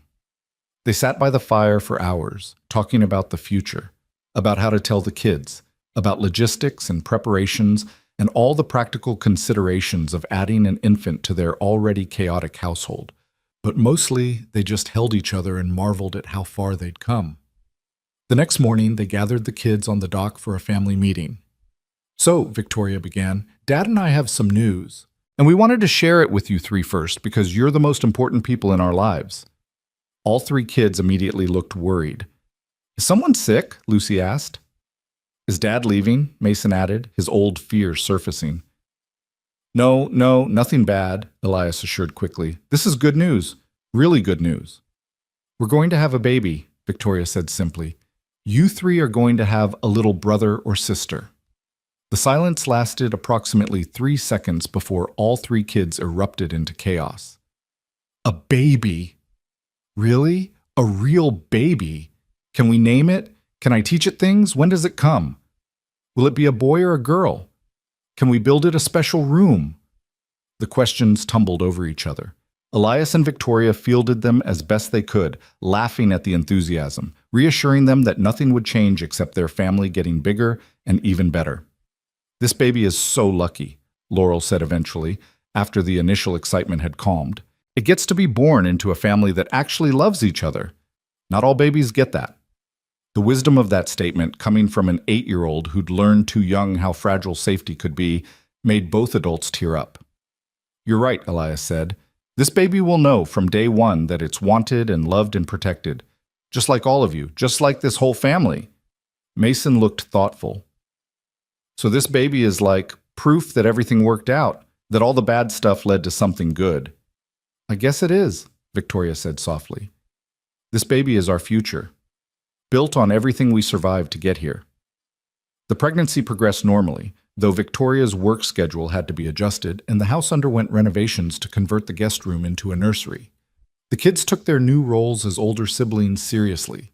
Mason read books about being a big brother. Lucy and Laurel discussed whether they wanted a sister or a brother with the gravity of people making world-changing decisions. During this time, Marcus Webb's health declined. Jennifer Krause kept them updated. Stage 4 cancer, apparently, undiagnosed until it was too late. He had maybe 6 months, the doctors said. Webb sent one final message through his lawyers. It was brief, simple, and somehow more impactful than any long apology could have been. "Thank you for showing me what real strength looks like, what it means to turn pain into purpose. I'm dying knowing I destroyed lives, but also knowing that in my last months, I helped save some. That's because of you, both of you. Thank you for being better than I ever was. And congratulations on your family. Your children are lucky to have you." He died 3 weeks later. Elias and Victoria didn't attend any service. They weren't sure there was one, but they acknowledged his passing in their own way. "I hope he found some peace at the end," Victoria said. "I hope the people he hurt find more," Elias replied. Victoria gave birth on a spring morning in a hospital room surrounded by family. Elias was there, of course, holding her hand and whispering encouragement. The kids waited with Victoria's parents in the family lounge, too excited to sit still. When the baby finally arrived, a healthy girl with a shock of dark hair and lungs that announced her presence with impressive volume, the nurse cleaned her and handed her to Victoria. "She's perfect," Victoria breathed, tears streaming down her face. "She's ours," Elias said, his voice breaking. "Completely, biologically, undeniably ours." They named her Hope. Hope Grace Ward Hale. Because hope was what had carried them through everything. Hope was what had kept Elias alive under that bridge.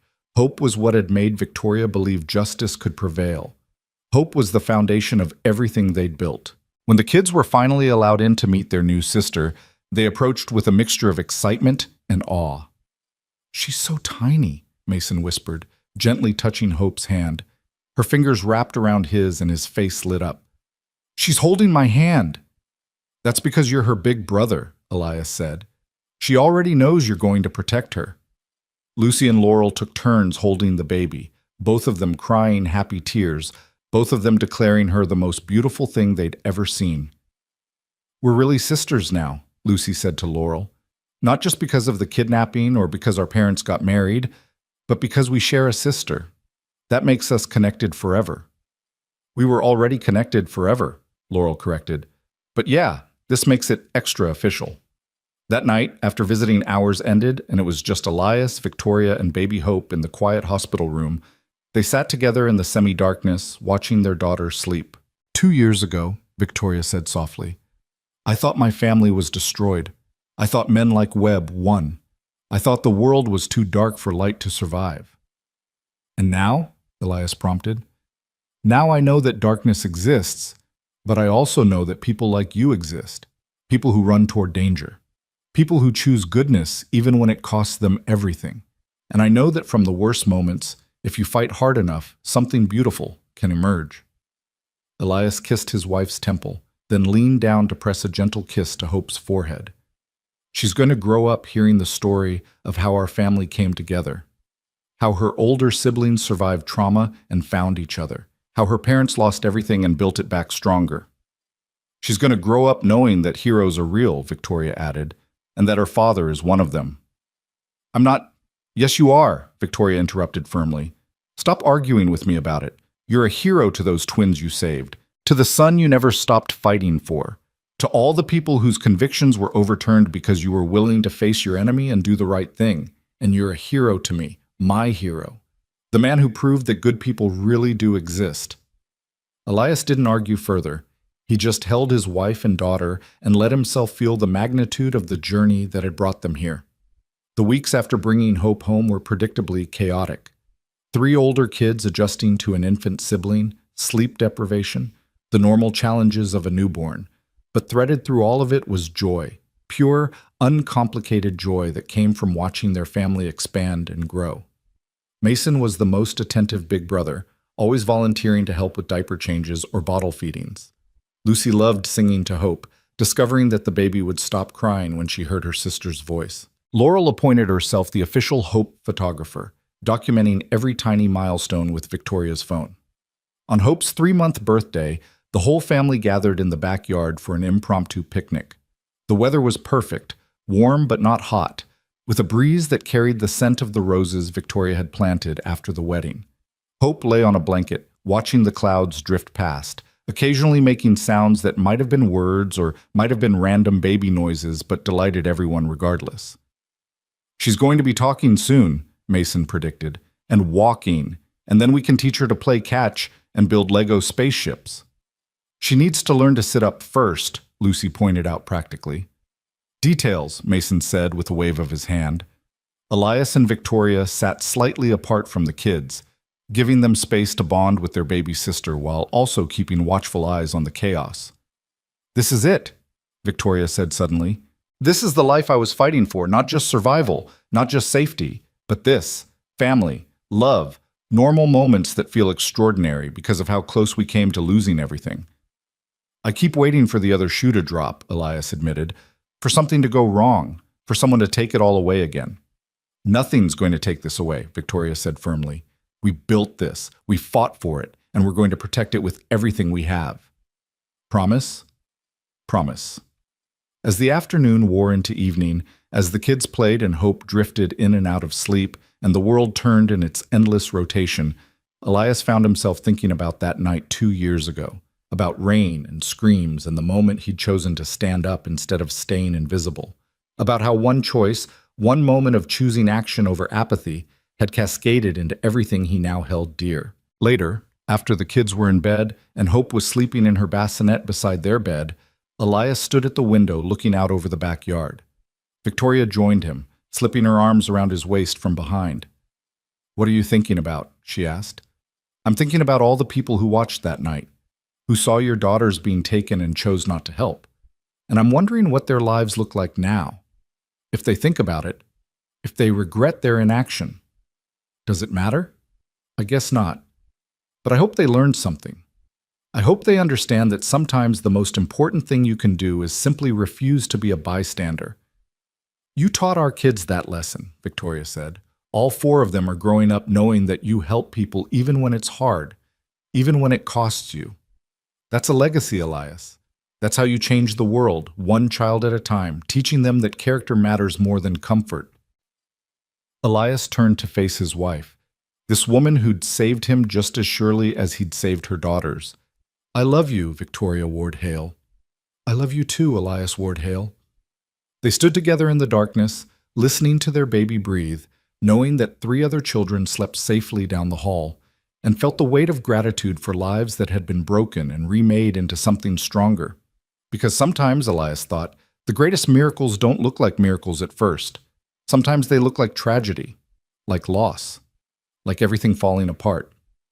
But if you survive long enough, if you choose goodness even in darkness, if you run toward danger instead of away, sometimes you find that the broken pieces can be reassembled into something more beautiful than what existed before.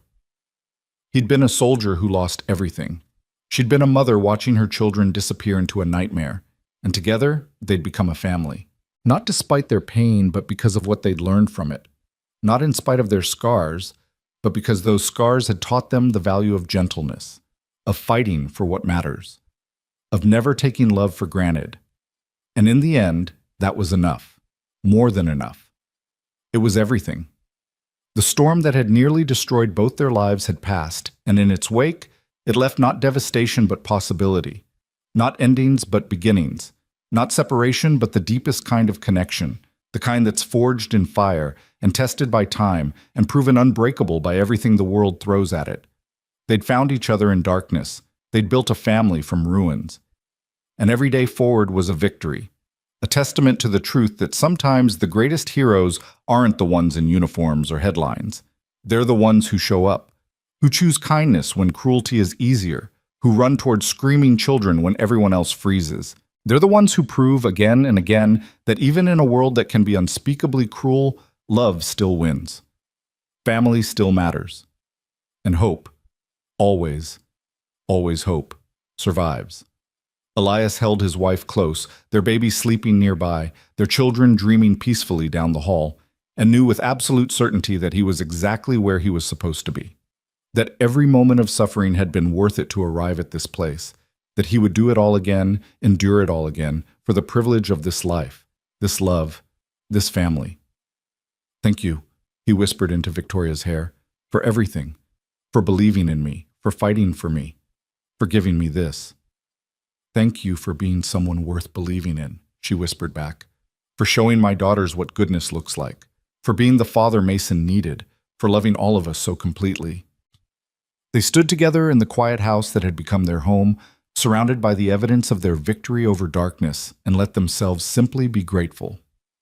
For second chances, for courage that shows up when needed most, for children who teach you about resilience, for love that heals what was broken, and for the simple, profound truth that sometimes the most heroic thing you can do is refuse to walk away, refuse to ignore suffering, refuse to accept that evil wins. Sometimes heroism looks like running into rain toward screaming children. Sometimes it looks like fighting for justice, even when the system is rigged.